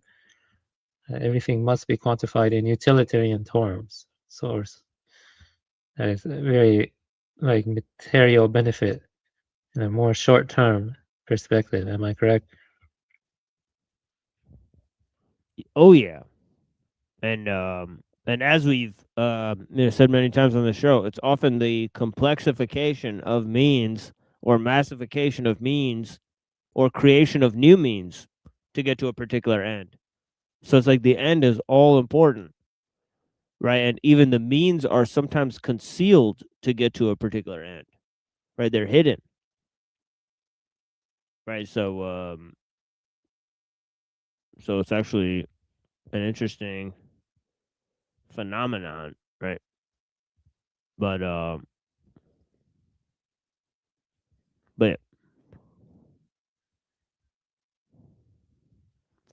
yeah. So he's saying again that it's the larger philosophical bias in which these things are framed, right?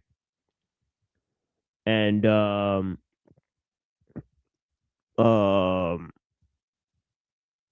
and he says whether we call it philosophy of technology or not is irrelevant.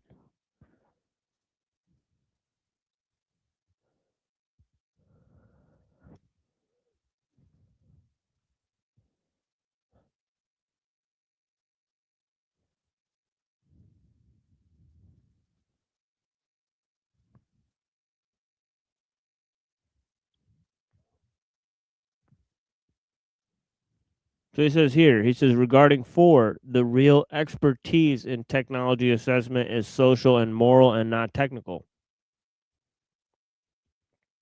Such a formulation may strike one as a contradiction in terms. For expertise is something technical, right? While morality and sensitivity are considered the qualities of the mind that the heart clearly the qualities of the mind and the heart clearly lying outside the spheres of expertise. So he says this is a real dilemma which we must, meet face to face. We must be able to evolve a set of rules and criteria based on moral and social sensitivity, which alone will make sense of technology assessment in the long run and on the scale of the whole society and entire civilization.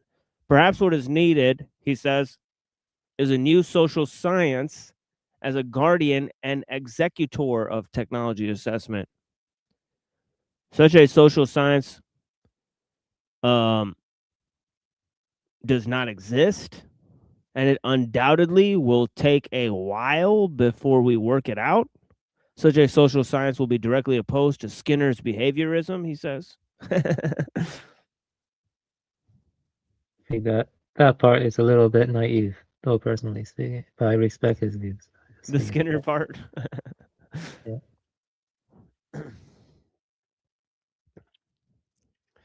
But yeah, I mean, we did give a huge speech about positivism and behaviorism and how it's part of the issue, right? So Skolimowski is sensing the same thing, right? That we should look at that as the sort of counter ideal, that those are the technical ways of looking at the situation. Skinner's operant conditioning.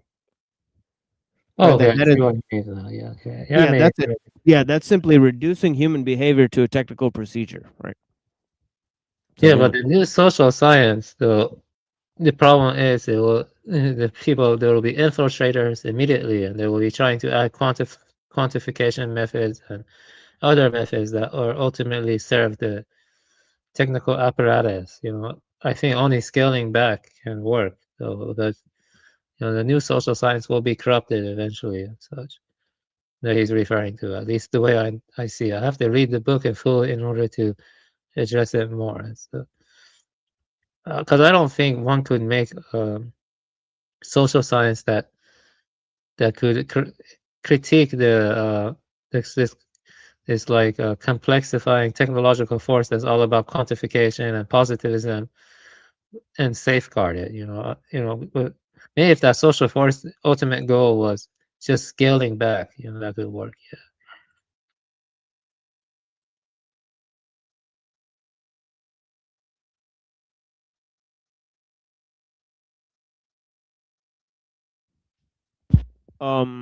Sorry, we'll drop the link again. I don't think anybody's coming and talking to us. There's like maybe 2 paragraphs left here. And we've had some good discussions on this piece for over 2 shows here, and it's only like a little 8-page thing here, so it's basically just concludes. Is eco-theology correct? No.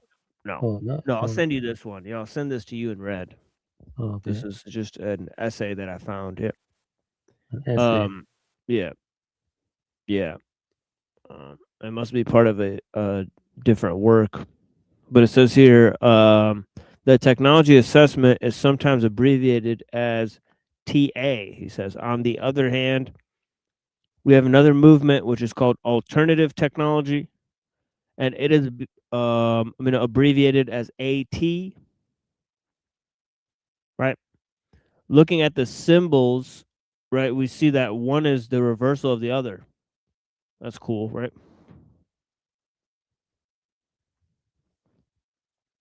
Huh. Wonder if we could do something with that. But yeah. These symbols correspond to their respective realities, he says. For while technology assessment has by and large been an arm and justification of the status quo, alternative technology has by and large been pursued by the opponents of the status quo. Ideological controversies apart, I wish to bring to the focus one important thing, namely that alternative technology is a form of technology assessment. How about that? Boom. Shakalaka. As they say, right? Whoever does not see this does not realize important consequences of either. Alternative technology is not a mere extravaganza of hippies, confused dropouts, half-baked revolutionaries, although it is sometimes associated with those. Alternative technology is a profound critique of the entire existing technology, he says. It is profound because it not only offers a critique of the existing system, but also suggests a thoroughgoing alternative, right? That's the techno shamanism, right? Perspective. The AT, the alternative technology, right? Alternative technology is technology assessment through and through. He says, the sooner we realize that, the more we can learn from this movement. And, you know, that's often a huge problem, right, within these critiques, right? That people then say, well, you know, is all technology bad? Or, you know, and then somebody will inevitably say, well, what about alternative technology, right?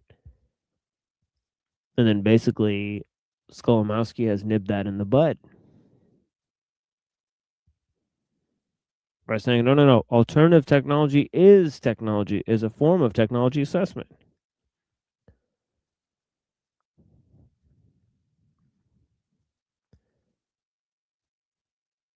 He says we can learn from this movement, whose individuals often possess keen and sharp insights into the nature of the present reality. I agree with that 100%. And if you've paid attention to the show, we basically have been doing that the whole time. We've given all sorts of alternative theories a place, right?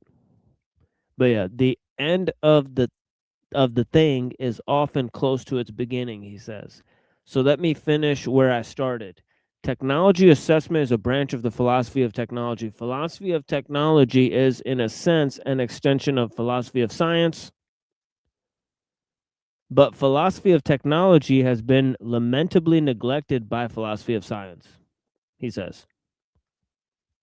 In concentrating on exclusively technical aspects of their disciplines, philosophers of science have lost touch with this new epistemological and moral reality, right, of the scientific and technical world, right? The result is philosophy of technology has already superseded philosophy of science. That's 100% true. Mainly because technology is driving science, right?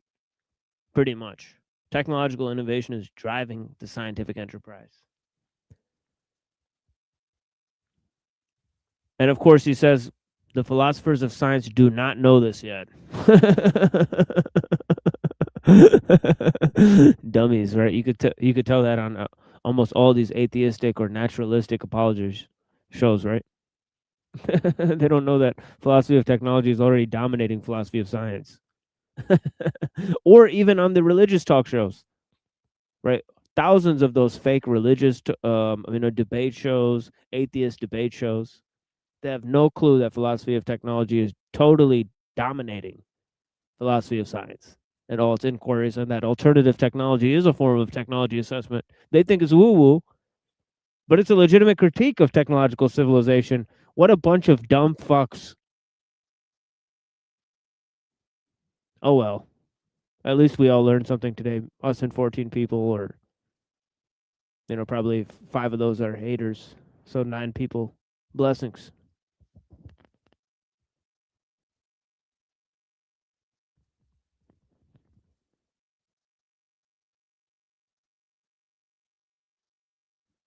When does he get to the 4th law? Yeah, because he talked about it first. That was all of them, Buddha. That was all of We them. went through all of them. Yeah. So it's time for this discussion, I guess. Yeah. I think the last few parts were important. What you said about how technological innovation is driving the scientific enterprise, and philosophy of technology is dominating philosophy of science. And you said that alternative technology is a form of technology assessment. That's what Skolimowski said. So even people who promote alternative technology are still falling into the TA, something, and falling within the system. They're kind of conditioned to be cooks to the system or something. Am I correct? Am I interpreting this correctly? I took notes while you're talking. So I can read you that. Sometimes I Yeah. take notes. Yeah, TA is cucked to the system, but AT is not. But AT is not seen as a legitimate form of critique. So this is a problem. AT, what was that again? Alternative technology. AT is not cucked to the system. I thought it was. Is a No, form of technology assessment. no. Yeah. Yeah, he thinks. Yeah, he says it is a form of technology assessment, but it's not cucked to the system. Whereas technology assessment as a whole is cucked to the system. Oh, He okay. thinks So AT is woo woo. Yeah. So AT is not cucked to the system, but technology assessment as a whole is. Yeah. But technology, AT assessment is still a form of technology assessment, though. Yeah, but it needs to be realized as thus by the greater system, right? So unless it can be, right, it won't be legitimized, right? That's right. So Right. stuff. Right. Because see, the system has no way of producing alternative forms of technology. It can only produce more of the same, right? It's not looking for alternatives, right? It's looking for ways to improve the technology it has, right?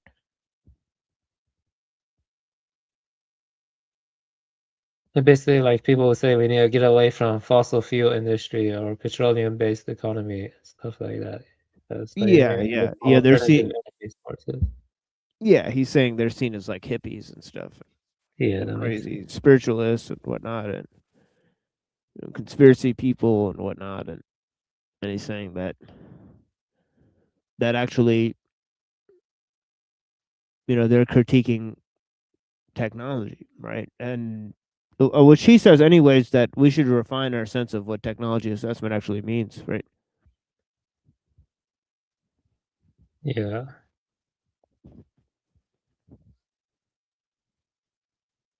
I'll read the paper. How long is the paper? It's 7 pages. Yeah, so Oh, that's not bad. It's like the yeah, paper from Mumford I read. It's about that length. right, yeah. Yeah. But Send it to me. I'll read it. it's a little less. Yeah, because these are like, it's like 7 like pages on like Microsoft Word or something like that. So it's way smaller. Yeah, I'll read it. Yeah. More like just like 3 pages of the Mumford, pretty much. No, I think it's good to. Yeah, would have liked to have it beforehand, but yeah, that's fine. I'll read it though. Send it to me. I'll read. Yeah. Thank you. Thank you for this great talk, TML. I think these are very important questions that more people should be asking. And it's kind of a meta question because we're all conditioned by technique and or the technology, and so not many people can take a step back and ask what it means, technology assessment means, or what it means to truly critique a system that they're unconsciously thinking of, because many people unconsciously view good in terms of quantification and quantification term that ultimately serve the system at large. Ultimately, if they view everything in terms of quantification, like life expectancy, you see many technicians say the system is good because there's longer life expectancy, but you never see them ask, is longer life expectancy itself good? Like, what does it mean to live a fulfilling life and stuff like that? People like Teddy and Skolominsky, it seems to me, they go deeper. They go into the question of value and stuff, and the moral domain and such, in a way that go deeper than what like bioethicists in academia do. Because the bioethicists in academia, they are working within the system. They are not questioning the foundations that continue the system at large. You could do both, though, can't you? I think you can. Just it's hard. It's like, What is your avatar of? oh, it's like the beasts of the apocalypse, all like into like a kind of like a like Transformer, like Optimus Prime sort of version. It's pretty cool. Yeah, I came across it. I was like, yeah, that's awesome. It looks like Sphinxy, but like more badass. It's a cool creature. Hmm.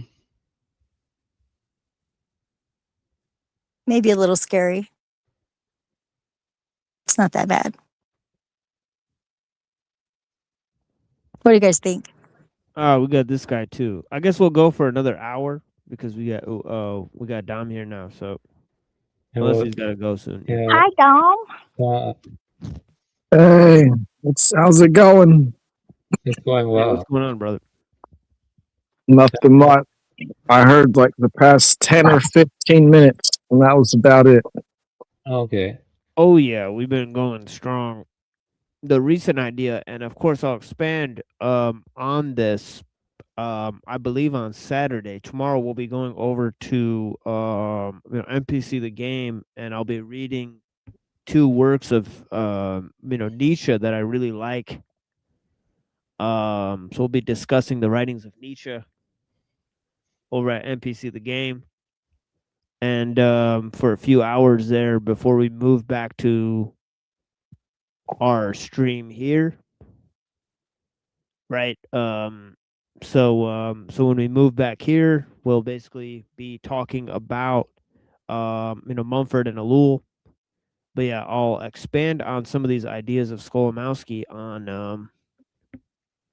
on Saturday, where I have a much longer piece where he talks about the epistemological nature of the idea, right? A philosophy of technology, how it relates to the body of knowledge that we've accumulated. And obviously he sort of hinted towards it there, right? Because he's saying that sort of philosophy of science has been taken over, right, by philosophy of technology. Right, and obviously the critical ethical issues that go along with looking at how technology affects society as a whole. I think that an indicator of whether science is taking the lead or whether technology is taking the lead would be whether or not we're asking the question of, are we trying to learn the objective world around us because we genuinely seek knowledge and are curious about its working, or are we just trying to influence it and exert control over the natural world? Yeah. Let me say something. If you go back to the beginning of this conversation, I was talking a lot about what you just brought up. Okay, all knowledge of the contingent facts involves greater sacrifice. That was my argument. You cannot have more knowledge of contingent facts, generally speaking, without more sacrifice. And my point was that, the greatest knowledge is something more formless, something you find within yourself, or some people would say revelation for some people, but for me, it's ultimately an awakening. It is beyond words. So I made the point, in the past 100 or so years, we have sacrificed more of the earth, more of humans, more of nature and animals than we did in the preceding, 2,000 years or so. So the sacrifice has intensified to the extent that we have gained so-called contingent facts, because these facts are ultimately worthless. Why does it matter? Is there not a kind of non-conceptual means of knowing that goes beyond all empirical facts you can claim to know? Because all empirical facts are impermanent, transitory, and such. For Yeah, example, they're what is dynamic, your right? true nature? What is your true nature? Can you answer that via quantification? If I were to ask, what is your true nature? Is that beyond quantification or so? In words, it's beyond definition. Yeah. Incognizable, ineffable, stuff like that. Yeah, I mean, scientists think that they are going to find something that's going to answer it all in an empiricist or empirical type way. I looked at some article, I couldn't read it because it was blocked behind a subscription paywall, but it said something like, Most of us will not live to see a grand unified field theory in science, as if that was some sort of bad thing or some travesty. And it's like, who Yeah, cares? yeah, that's why you're supposed to ask at first. Your first question should always be, does it really actually matter to me? Is there any way that I can like act on this knowledge and have it benefit me? And is that worth it? Well, I have a feeling when they do come up with their grand unified field theory, it's probably not going to be too much different from what religions or very esoteric cult philosophies are going to be saying. I'm in no hurry to figure it out, so whatever. Well, I'm saying I think we already have figured it out, and science is just lagging behind. And then when they come up with their empiricist data, they're going to say, we're the ones to solve this problem. And it's gonna be like, no, it's been solved. It'd be boring any other way, though. So I don't mind.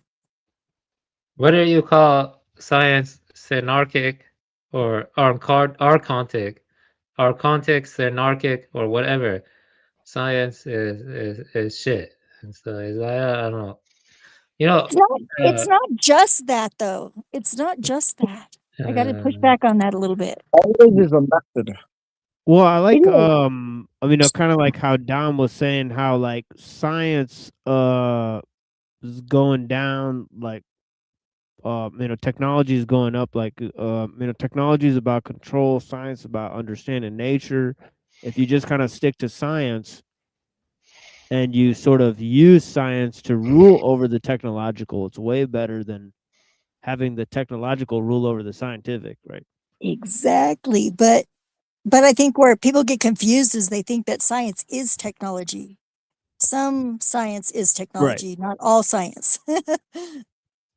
Yeah, you're talking to a scientist right here. I have multiple STEM degrees. You know, I have a degree in Yeah, I don't neuroscience, have any degrees, computer but there science, we they would go. let, and robotic if intelligence, if and they'd let me engineering. take tests, that I would have some But degrees. yeah, Actually, I ultimately, took some college classes, but that's I'm cool. retardy. No, you're not. You're a very intelligent person. Everyone here, I respect. You're all cool people, and I respect you.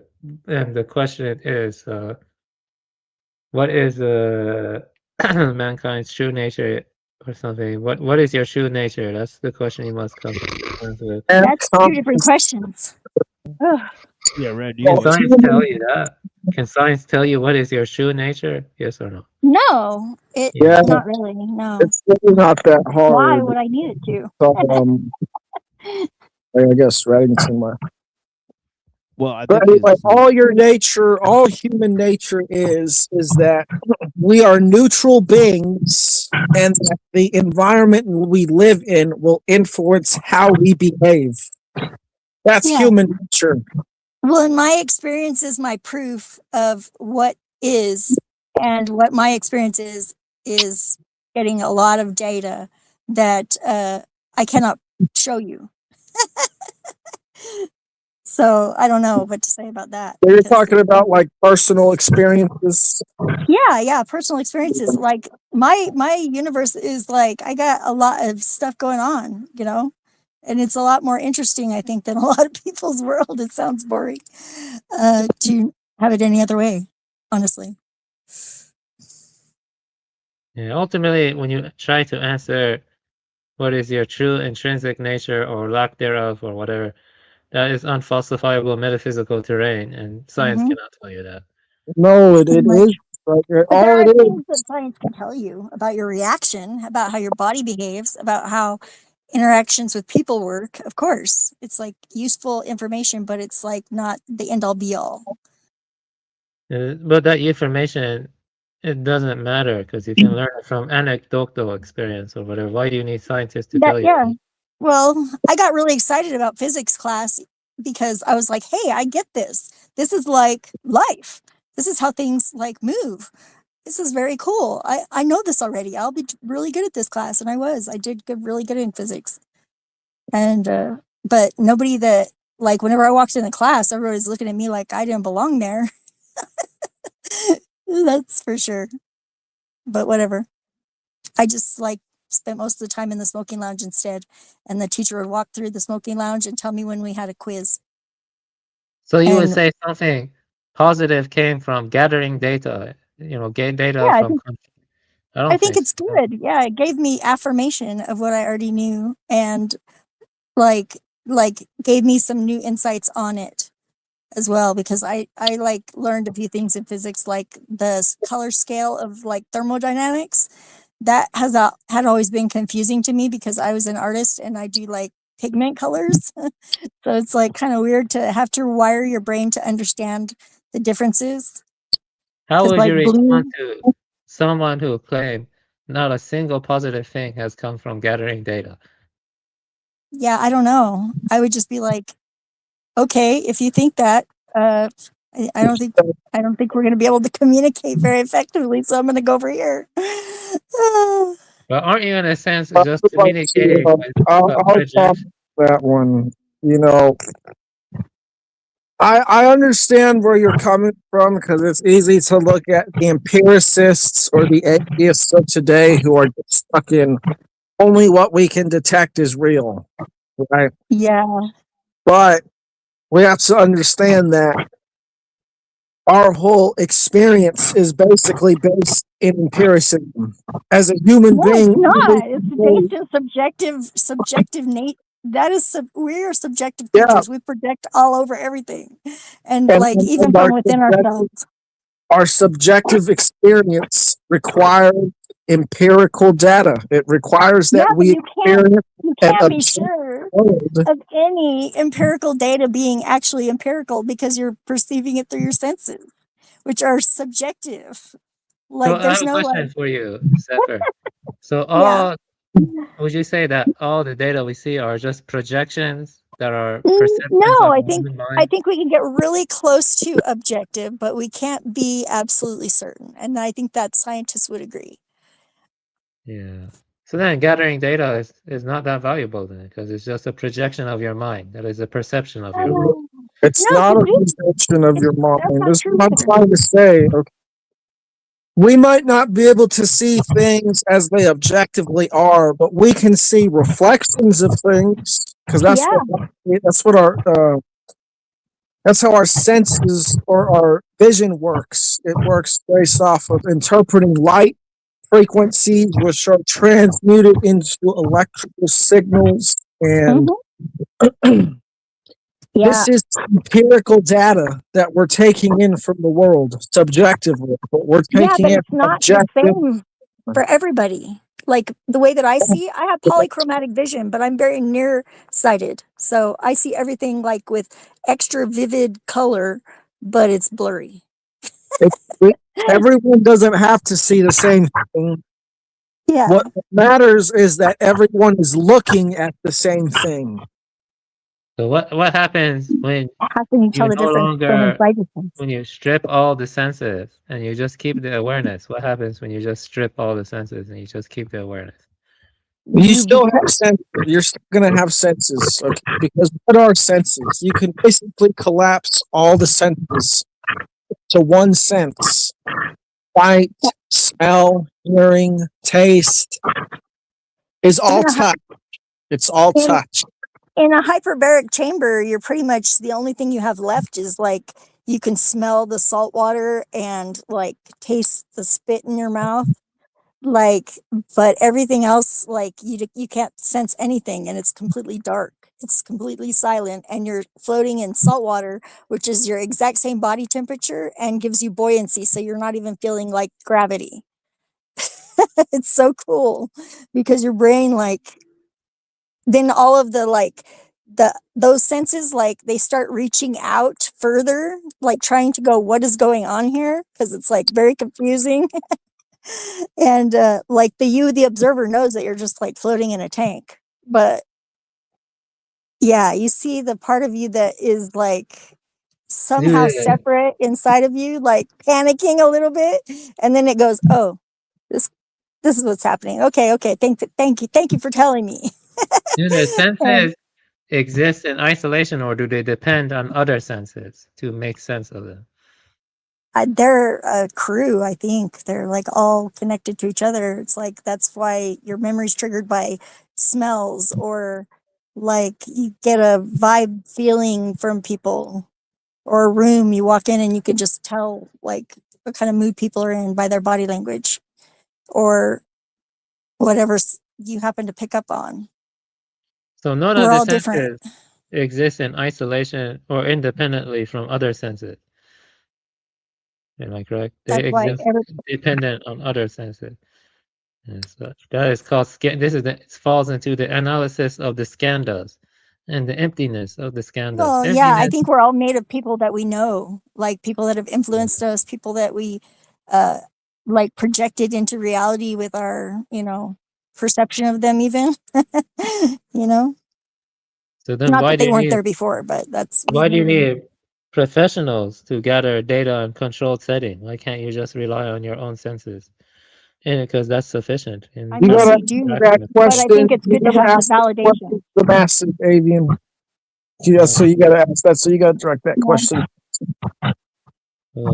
Although I know the reason is because people have been conditioned to believe that they need an authority to tell them every facet of how the world works. That's why people think they need I think professionals. Yeah, I think it's good to have the validation though. If it does validate it, if it doesn't validate it, it helps too sometimes, It's like you just gotta, that's what becoming objective is, or as close as we can from our subjective position. Yeah, I have a Is question, like, Zephyr. I don't want to cut you out, Zephyr and Set. What is your opinion on intuition? Do you think intuition can go beyond the senses? It's more something deeper. Like, you get what I'm you saying? go first this How time, do you see Dom. intuition? Intuition, yeah, that's my question. Intuition is just basically another sense that is either developed or undeveloped. It's basically just the ability to make the right decision instantly, is what intuition is. That comes from understanding the world you live in and how the macrocosm of the world relates to the situation you're in, or the microcosm. And ultimately, it also comes down to knowing what's best for yourself and knowing yourself. Yeah, I think our intuition is probably a like higher order cognition process that would be probably something that isn't like necessarily in our body only. And I think it is a pattern recognition sense, and plus some other shit, like some other things that it has different qualities depending on the individual. Do you think your intuition is more likely to lead to your true nature or the sense experience you have, such as I think from both together, but the intuition is definitely more important in my opinion, just very slightly though. I see. Inner knowledge. Thank you for your response. It's interesting. Thank you for asking the question. I love your question. Keep asking more questions. Keep going on chain of association and such. I like that. That's funny. It's like rhyming day, because it's like if you just spoken rhymes all day long and you just did random association rhymes, it's really a fun exercise. I do that sometimes. It drives my friend Todd nuts. He's like, stop rhyming. Do you think the truth or your true nature is conceptual or non-conceptual in terms? I don't even know what that question means. Is it better conveyed via non-conceptual means or through conceptual means? Well, I'm a metaphorist. If that tells you anything. I think it's easier to get the point across when it has the full complete entendres, So it can't be more, you can't communicate that with like normal practical language in a way that actually gets the whole point of what I try to say, at least. So poetry is more effective. I agree. Unless other Yeah, people just don't poetry get is it, more and then they just don't effective, get it. It's Would you okay. agree that philosophy is a failing approximation of poetry in some sense? No, I think they're just different parts of the same thing, Yeah, different maybe. angles of Yeah, I guess apprehension. so. Yeah. Makes sense. And you can prefer one or the other, and that's fine with me. Yeah. Sometimes it's even better if you get part of it that I don't, because then, you can have that to yourself. Yeah. And Appreciate your I could, response. Thank you. yeah. Thank you for that. Yeah, I don't want to take up too much time. Yeah. Let me Yeah, ask I'm in some of Charlie. the It's questions I good to asked. make that point. So let me ask Avian, Sure. because I said human nature is basically we take in information from our environment and act out our lives based off of what we know. So what do you think human nature is? There's no nature in some sense. The true nature is no nature in some sense. And this ties into emptiness of Nagarjuna, his paraconsistent. Look into dependent arising and emptiness. Emptiness means things lack an intrinsic nature due to dependent arising. But emptiness is empty too. So that means that all the language you use is an approximation, and it creates a kind of model based on the limitations of your sense experience. And those models help you survive. But the question is, what happens when you abandon all models, when you let go of all models? What? Is there a way of knowing that goes beyond sense experience? I think there is, yeah. I got a deep one for you. Nonsense is just something unknown. Sorry, I didn't catch that. What did you say? Sorry, can you repeat that? I said nonsense is just something unknown. Nonsense. Have you ever read the nonsense poems of Lewis Carroll, like The Hunting of the Snark? Yeah, it's fun. I think I'm gonna go lay down in this field, but puppy.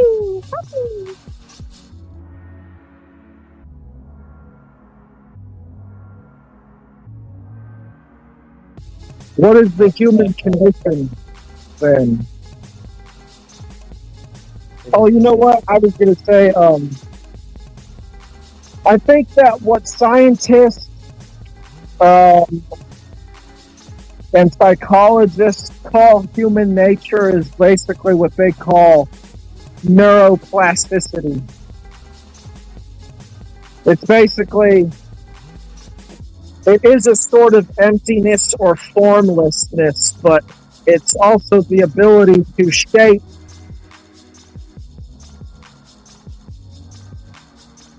into.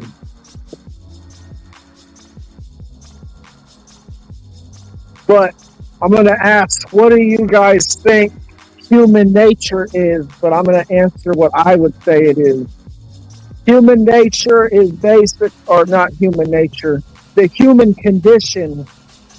So the human condition is basically the sum total of all human action and interaction accumulated, and it will basically either generate a condition for humanity that results in slavery or freedom based on how moral we are.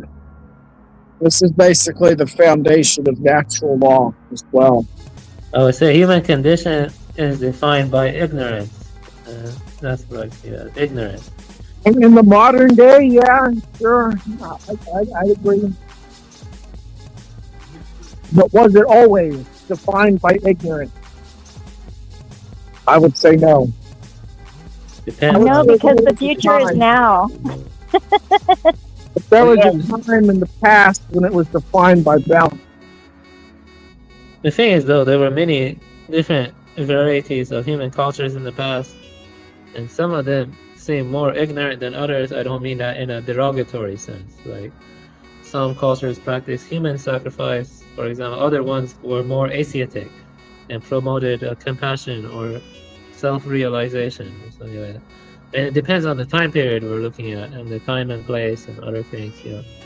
So ignorance is more of a, more of a metaphysical or proto-psychological aspect. So, this ties into your own traditional beliefs or whatever. Being natural law, I respect it, but it seems very general to me in many ways. Like, how does it avoid, for example, the claims of cultural relativism? How can you avoid claims of relativism? All it comes down to is, so long as a culture is expressing themselves in a way that does not harm other individuals, they are in alignment with natural law. But all life has to require some sacrifice. I actually talked about that at the beginning. Like, if you look at the ATP of your cells, the phosphate bond is sacrificed in order to harness energy. And likewise, you have to do some degree of sacrifice to survive and such. So some degree of sacrifice is necessary to survive. The moral decision for humans is to basically, and I would even say probably even the moral task, is to figure out a way to live a life that induces the least amount of sacrifice. Yes, that is aligned with the Buddha Dharma. And so Buddha says the exact same thing. But let me tell you something crazy. Buddha agrees with you. It's called middle way. He says minimize the sacrifice as much as you can. But the thing is, the Jains, they refused to engage in any sacrifice. So they had this practice called salakina, where they would go to the woods and they would fast and starve to death while in meditation, because they were unwilling to do any form of sacrifice, the Jains. Do you believe that?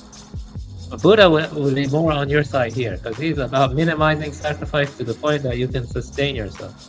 You can subsist. It's called middle way. He was against, stuff like starving to death. But the Jains were different. They were more extreme in their atheism. Yeah, I gave a long talk in the beginning of this presentation, this talk with TML about sacrifice in its metaphysical domain, how it relates to industrialization and other stuff. I related it to Vedic concepts. I related it to technique and industrialization. Maybe it would interest you to watch it. But I agree with you, minimizing sacrifice is better than, I said boomers are the most fixed people because they say no sacrifice too great. I disagree with that saying. I disagree that no sacrifice. They sacrifice their kids, so whatever. Yeah. That's fucked up. Yeah, that's what they do. Oh yeah, you want to minimize sacrifice. Actually, And lots of them LARP cannibalism at church too. Ew. It's unethical to do that. And I will say this, we sacrifice more in the span of the last century or two than the preceding 2,000 years altogether. This is an age of gratuitous sacrifice. When I was working in a neurobiology lab, which I have mentioned before, but I shall tell you because I have not told you, I was working in the lab. Many rats are bred to be more human-like, to have more empathy and other crap like that. And when I walked, I saw them running through tunnels. They were being bred. There were tons of rats. And in my research lab, we had to guillotine the rats and collect their brains and research it. And what for what? To just gain more data. And none of that data is being used to benefit people. That data was for helping people with obesity or whatever. But it's all stupid and sick. The whole system is rotten down to its core. The whole industrial system. And you wouldn't believe how much sacrifice goes on nowadays. So much sacrifice. Sacrifice must have a metaphysical domain. So I do agree with the Buddha's approach more. Do your best to minimize sacrifice. Personally, that's one reason I'm a Buddhist. Sacrifice has deep meaning in the Upanishads also. Upanishads. It also has deep meaning in Jainism and Buddhism. It's not like I'm pulling stuff out of my ass. It's like I'm just talking about something from a deeper philosophical, traditional, theological angle. Of course, the Christians say Christ was the final sacrifice. I can respect that in many ways. But, every tradition has its own approach to this question and such.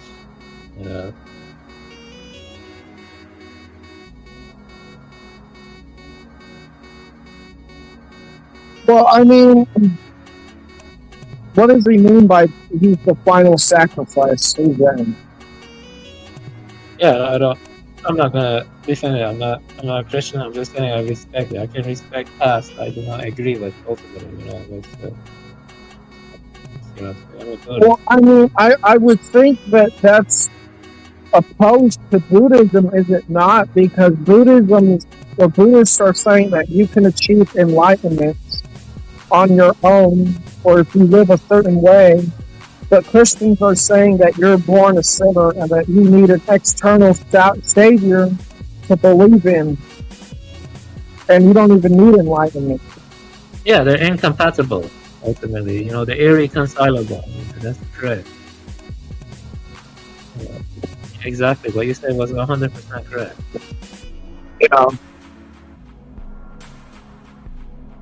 But you just respect it because that's people's worldview.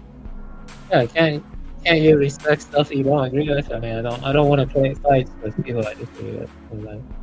Also, I have, that's what I say. I would say it really depends. I would say it depends. Something like that. I mean, I would say it's ultimately detrimental telling people that they're born sinners and that they don't need to really do much work. I forget how the verse goes, but there's something that basically says doing work is meaningless, right? And I hear Christians say this. But then at the same time, there's verses which say things like to go and seek out knowledge or learn hidden. There's verses that say you'll do things greater than I, Jesus saying this. So I don't know, it's very contradictory. And if you're believing the Bible literally, you believe in contradictions. And is that something to respect, or is it something to, I don't know. Yeah, the Buddhist tradition, it's good to read. If you feel a calling to Buddhism, I can talk about it now. Pali Canon for Theravada, Mahayana sutras are like the Lankavatara, the Flower Garland, that one's the Heart Sutra, Diamond Sutra. There are different sutras. Shirogama Sutra, they have different sutras. But there are also different teachers depending on the school you follow. The school I followed, Soto Zen, the main teacher was Dogen, but for Rinzai, which is closely adjacent to Soto, the main teacher was like Hakuin or Ling Chi. I think his name was Ling Chi. I gotta double check. But the point is that in my path, all sentient beings have Buddha nature. All sentient beings have Buddha nature, and the most approximate way we can describe that is as non-abiding awareness. And your idea of natural law does conform to that to a large extent, because if we reframe that in terms of precepts and non-attachment, then one can awaken to their original nature, which is like a non-abiding, formless nature that is beyond duration, beyond material conditioning. It is unconditioned. Nirvana means unconditioned and stuff. So yeah. Yeah, I mean, I haven't really spent that much time with the Abrahamic text. I need to read them more. Everyone has limited time and energy. I have more text to read, more practices to engage in. You know what I'm saying? But ultimately, it's good. Yeah, I'm looking at the Kybalion right now. And then I'm probably going to look at that one book by Alain Okay. about antinatalism. Yeah. I'm just gonna stick to for me, I'm just gonna. I have other books series. I have to finish some sutras, and I have some other books I have to finish. Right? I have a book on crows that I'm gonna read. I also have a book on. I have a lot of books to read. I have a Goodreads. I've shared my Goodreads here. I'm transparent with what I have limitations and areas I could be fine in, but yeah, whatever. Everyone has areas they don't know or something, but whatever, it doesn't matter. Yeah. You don't have to tell us. We know. Yeah, I know it. You're good. Yeah, I'm good. Yeah. You know who I listen to sometimes? I don't know if you know them or your opinion on them is the You cut out. oh Yeah. yeah Me too. yeah I asked if or I said sometimes I listen to the Deer Park Monastery Buddhists. I don't know if you're familiar with them. I like bells more than chanting, and I like there's some Romanian band called Subcar Pach, and they do like these tribal, like it's very like melodic, and it's not really a lot of word. I mean, there's some words, but it's like I don't understand them. So most of them, anyways. So Yeah, it's kind of like chanting. It's those are the cool. guys associated with Thich Nhat Hanh, right? Thich Nhat Hanh. Yeah. Yeah, I see. Yeah. I used to have some Gregorian chants. I bought that when I was in my goth phase.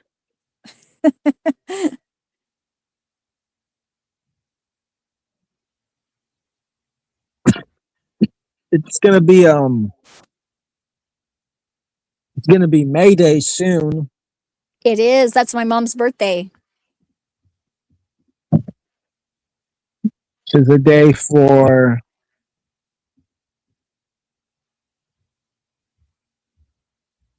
Did you cut out? I can't hear you. Day 4, yeah, and then it cut out. it did cut out. Because I have to keep touching my phone or else it just Oh, goes back screen. you got an insecure circuit. It might be your aura interfering. Who knows? I have no idea. It's definitely the phone. Yeah, I don't know. Sometimes the machine elves like to mess with me and make me cut out. Like when I'm saying something that somebody's not ready for yet. Usually, it's kind of convenient. If I don't touch the phone for 30 seconds, it'll turn black screen. Oh yeah, you got to turn off your friggin' screensaver. If you're using it, there's an option to leave it open if it's on. If you're using it and you're in a live stream or something. Dom, what is your favorite animal? Dom.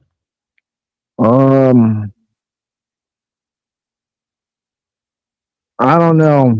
Oh wow. It changes. Oh wow, that's cool. It'll go from like I used to like squids, and then I like birds, and then I like sharks, and then I like lizards, and then I like lions, and then that's why we get along. The squid. I like the squids. Yeah, I don't know. Let's see. What's your favorite flower? Oh, I don't know that either. I don't really name favorites with things like that. It's like my favorite color is like the rainbow because it's all the colors in one full color spectrum. That's hilarious. Mine is rainbow iridescent clear. Yeah, rainbow air doesn't clear. Yeah, like so it's like clear, but it's got like rainbow iridescence to it. It's my favorite color of pigment and paint and all sorts of stuff. Anything that I can, like holographic almost. Is this like shadows on a screen or you see it? more deeply than that. When you talk on the screen and you see your voice on the StreamYard, how does that make you feel? Like, how do you feel at this moment you're talking? I don't look at it. I don't look at the screen when I talk. Oh, wow. Usually I do look at the screen, but I'm not actually looking at it right now. I see there's 73 messages since I last looked, so I don't think I've ever seen that on the channel. So that's I've been typing in the back chat actually. And I haven't even looked at the chat room. I'm sorry. I'm I so have a sorry. question for you, Dom. Do you prefer anime girls or real life girls? Which one do you prefer, anime or real life? I hardly even watch anime. I would say real life. That's an adorable question. Well, I guess it's a legitimate question in this day and age, isn't it? Yeah. It's cute. What about you, Avian? Which one do you like better? Real girls or anime girls? Anime is like it's like a formless realm. You're getting closer to something that beyond the flesh. It's beyond all the grossness of the flesh. It's like something Oh more my gosh. beautiful. Okay. Oh no! Are you no? You know what? Don't criticize him on that because Leonardo da Vinci also thought that humans are really gross and disgusting, and we are Da gross and Vinci was a disgusting. weirdo himself who was financed by the Borgias. Oh yeah, I know. They were my relatives, so Oh yes, I remember you said you're related to someone. I thought it was the Medicis, though. yeah.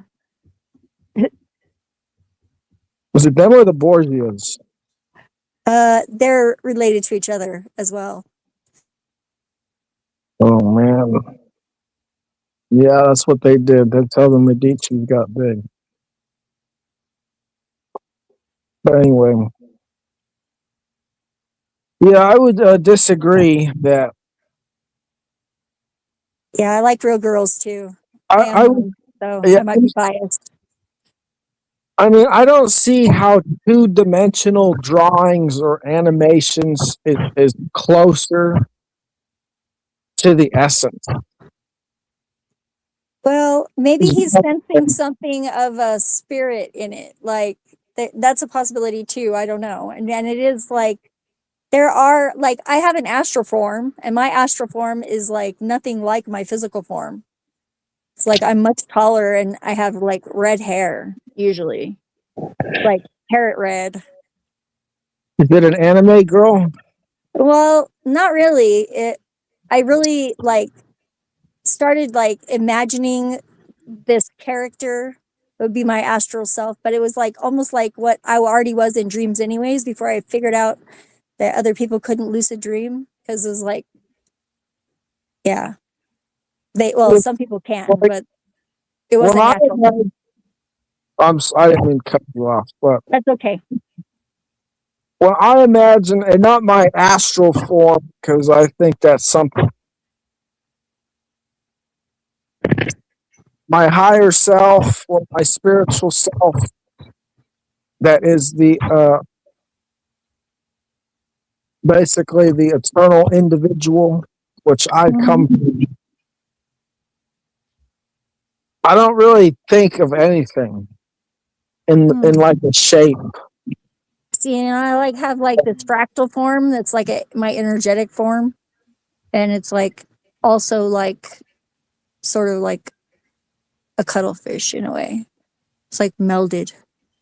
Well, the way I see it is it's basically like a field of energy. Yeah. That totally. exists as its own. But that's how I envision my soul. Yeah. Mine looks kind of like electricity, like sort of, but it's like it's less jagged than electricity. I don't know if it's right or not, but I don't know. It kind of reminds me of the way a toroidal field looks. Yeah. My mom has a donut sort of energetic field too. It's like we're all different shapes, I think. Yeah, I mean, I would say we are, but I think humans are toroidal field energy. But if, if We you do can, have, yeah. It's almost like it's a wormhole, though, or like one of those. What do they call them? The Klein bottles. We're like a Klein bottle. It's it's what do they call it? Whenever you self reciprocal, it's reciprocal. We are reciprocal being yeah, to each other and ourselves.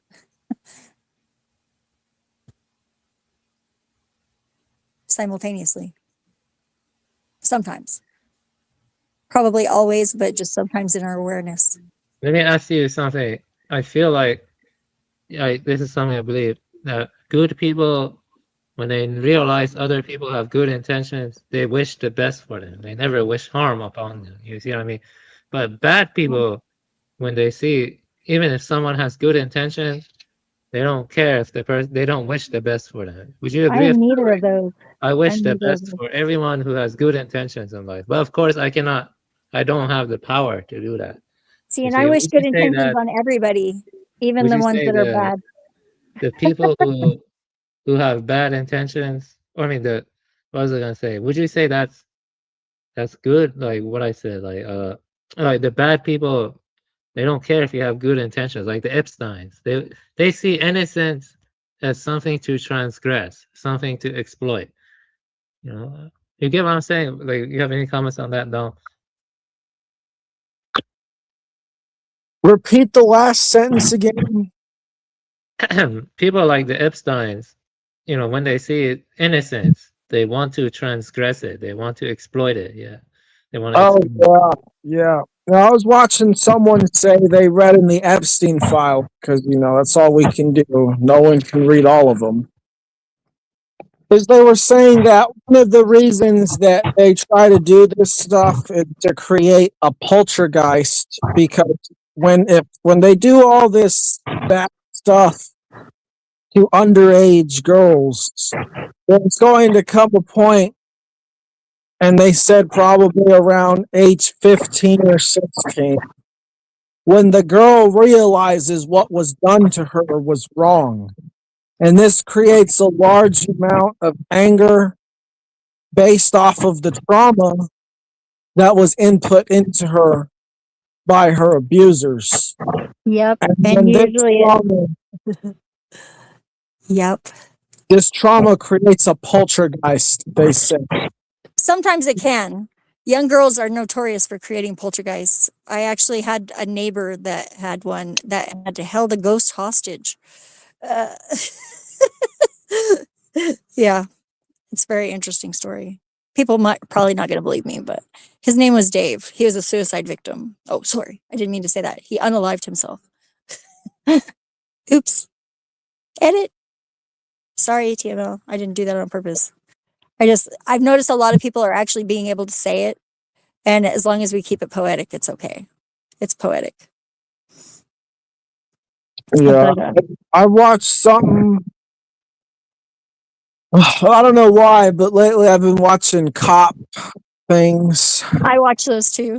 Like, they never cease to fail when it comes to doing something stupid. yeah. Do you watch car wrecks too? I like to watch those sometimes.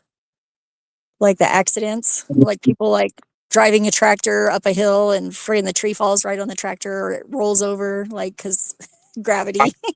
I don't. Yeah, those are fun. Yeah. What do you like to watch other than anime, Avian? Me, depends on the mood I'm in and such. Ultimately, I have good taste in art house films because I am a sophisticated, cultured gentleman. I watch a lot of art house films from France. I like old Sweden. movies too. Yeah, old movies, black and white movies. I found that there's one that's Polish and it's about this magic mirror. And it's called like something really funny. Whenever you say it in Polish, it sounds like English, but it's weird.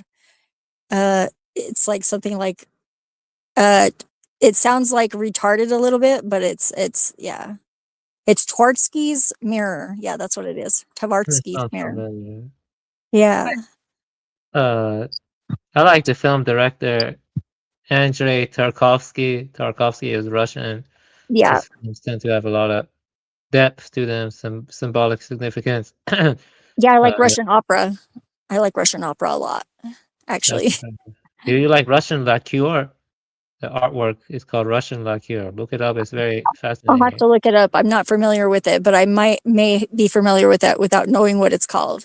It's just these kind of black boxes they have, and they draw like beautiful illustrations on it, like miniatures. And Oh yeah, I everything love is that made- kind of stuff. Oh yeah, so like Fabergé almost, because I have a Fabergé egg, a little bitty tiny one, but it's still really cool. Yeah. I find their history very interesting. Yeah, I agree too. The Russians have some nice art forms and other I even stuff. they have a religion that they call the Aryans. They're like supposedly the original Aryans. I don't know what that means, but it's like they're actually their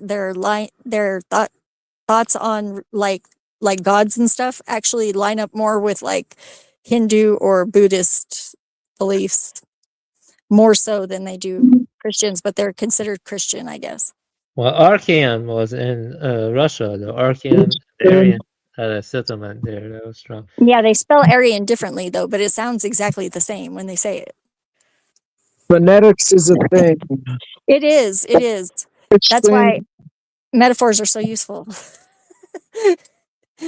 Yeah. Entendres. And it's really an interesting thing whenever you can say a sentence and see how someone responds to it. You can tell a lot about their nature, like in how they respond, unless they're like really good at acting. And then, maybe that's their nature. I was going to say Christian belief is largely shaped by Egyptian and Indus Valley belief systems, which was bridged together through But most people don't know that. period. And just With because something's older doesn't mean it's better necessarily. Sometimes newer things are better, but sometimes just because something's older doesn't mean it's like, it might be more foundational, but like, I don't know. It's like whenever you find a band that's really good and their second album sucks, but then their third album is really good,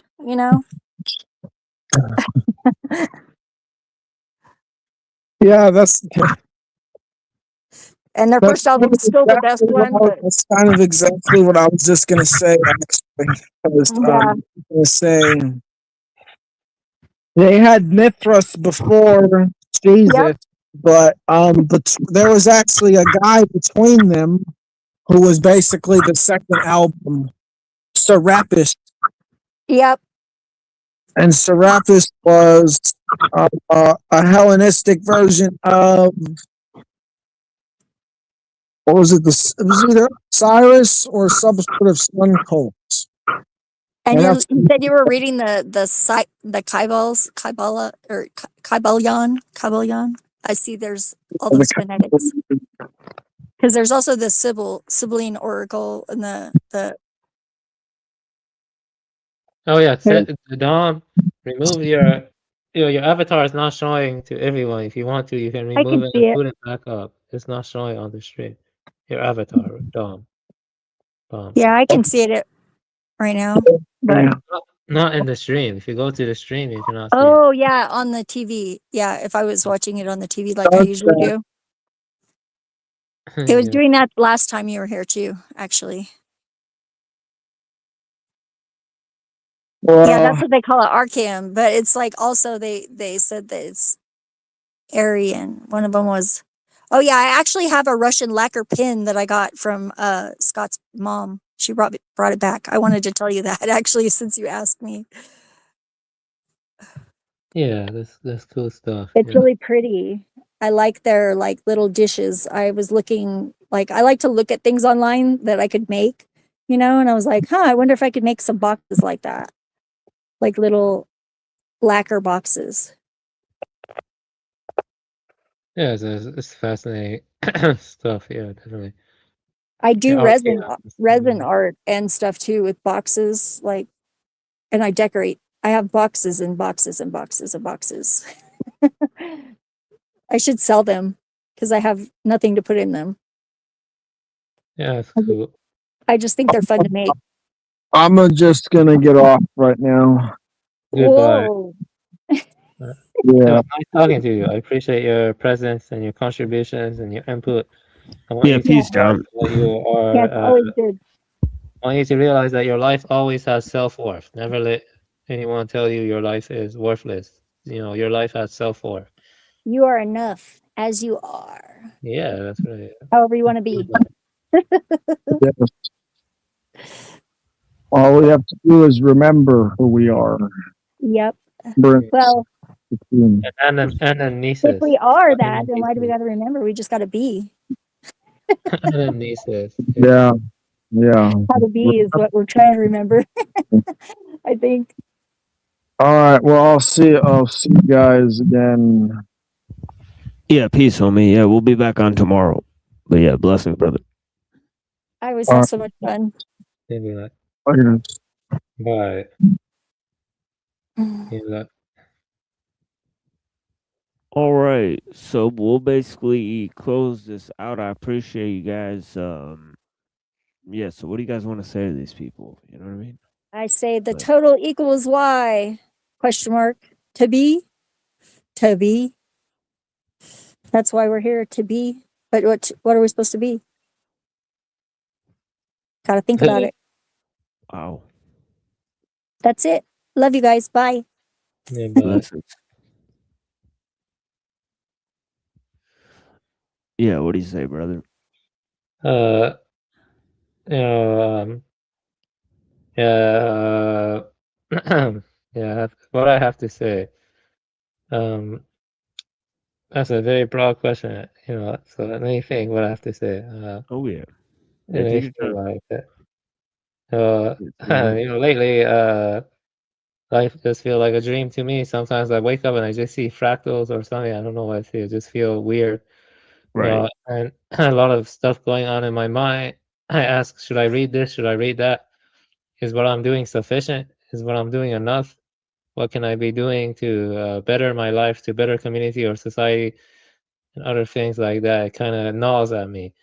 It's very painful in some sense. And then so what is it I want to say? That was something. You know, what is it I want to say? That's a very broad question. You know, let me think here. What is it I want to say? I want to say that you know, 2040 to 2045. I think it has eschatological significance from the small hats and the 2040 to 2045. They want, Right. yeah, it has big and it's the transhumanist singularity crap. You know, and I want to say that even if I don't survive or whatever, you know, I want to know what I just want a better life, the next life or something, or just go return to the origin or a better life in the next life because I've kind of given up, and I just read more and more or just do this or that.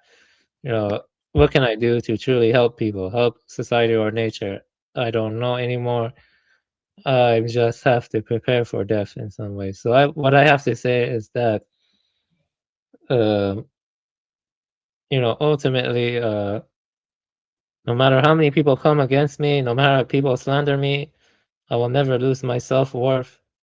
You know, never. And so I'm tired of people constantly testing me and other things like that. I will never lose my self-worth and I will never lose my pride or something. And what I have to say is this: is just do your best, and just that's it. Just do your best. No one knows everything, or even what it means to do the best. So just keep the good intentions. That's all. Like, at least you can pass away with good intentions. Maybe that means something or something. I don't know. Just feels like sometimes it just feels like endless dream within a dream that leads nowhere. A lot of times it feels that way. Yeah, just keep your good intentions and do your best, and yeah, that's it. Keep good intention, and no matter what, and don't lose your pride or self-worth. So, and people make mistakes, and then probably I made a mistake getting drunk now, but yeah, that's it. Yeah, that's all I have to say. Yeah.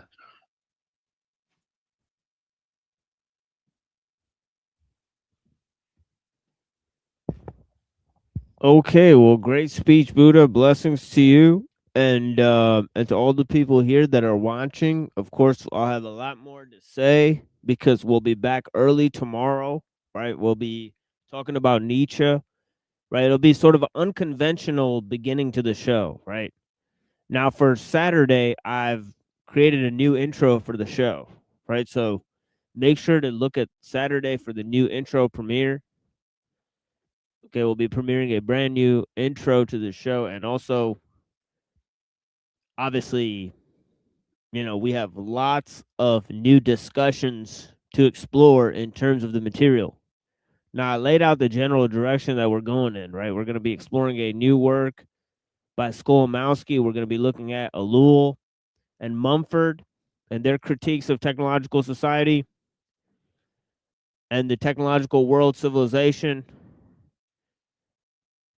Or the world technological system, or however you want to phrase that, right? We'll be bringing our own critiques of technoliberalism, okay, and the greater ideas, right, and the ideological roots. So I greatly appreciate your time, and thank you for joining us here on the Machine Lies, where we talk about the lies of the machine on the machine that lies. And yeah, I hope you guys have clarity to see through the lies. Blessings, my friends. And here are some selections that I think are, you know, some of my favorites. I appreciate you guys.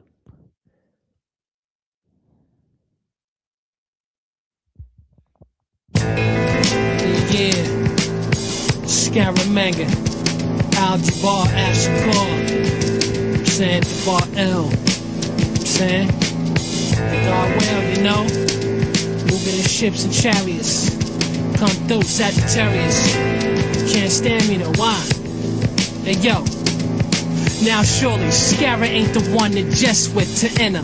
Sunlaw is the first prerequisite. Search step in, perfect the shepherd links in the Lexus. Blinking, it's winterized S5, all glass, halogen, duvet, pipe, jewelry, nightlight, ice light on top of the night flight, blowing out your eyesight. CYCLOP, CL cool, show beats, whole beats, breathing like ops and notches, rock knocking, get your block rocking with the Glock popping. Matter of fact, blood bath in here, niggas wanna pop something. Stop, lock, nigga, drop something. BK, the 118, Al-Jabbar L, the God TK, son.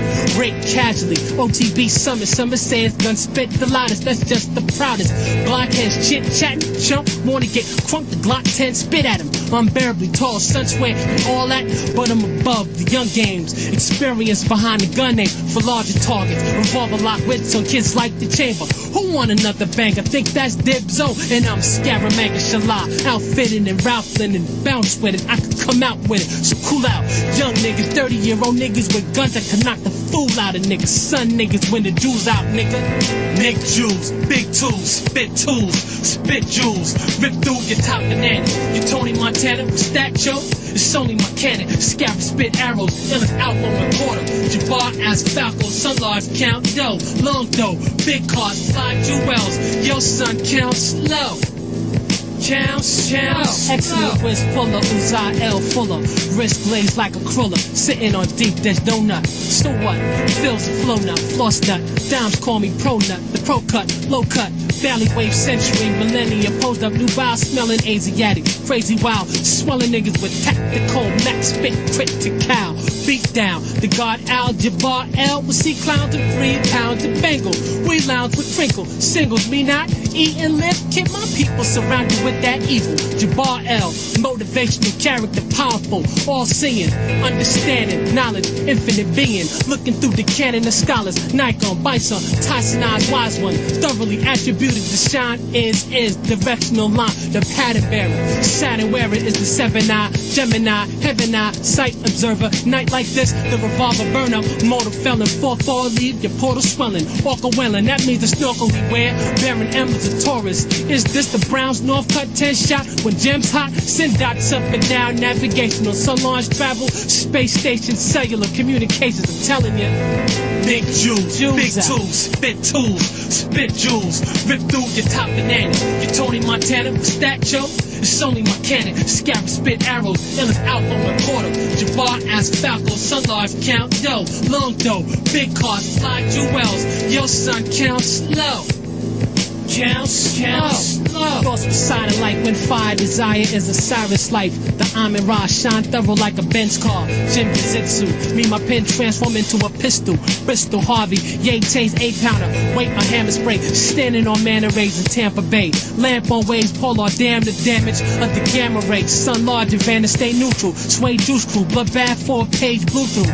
Blinking halogen, hand wrist, ear to ear boulder. Buccaneer shoulder, brandish rapier. Granted we late here. Told you it's Cobra, damn niggas spazzed out and went ape here. You know the shape here. Flagrant 850, Jacob ear caresser here to finesse it. Jabbar Al to do it. God spit fluid in earth. Since I heard sewage is birth, but I knew what it's worth. I to stay seeing mine. Roman time defined. MM11, gem, sun from one sentence the funds come cascading. Rap bladed with catch matrix like the movie Ruby colored. That mean the fire in his heart cause he truly love it. I call this one beloved. 1 Samuel 1, ask the God, he planned our life well. Niggas need to read the manuals. For the jewels, read the manual. Big jewels, big tools, spit jewels, rip through your top banana. Your Tony Montana, what's that, Joe? It's only my cannon, scab spit arrows, illest album recorder. Jabbar as Falco, sun large count low. Long dough, big cars, fly jewels, your son count slow. Count slow.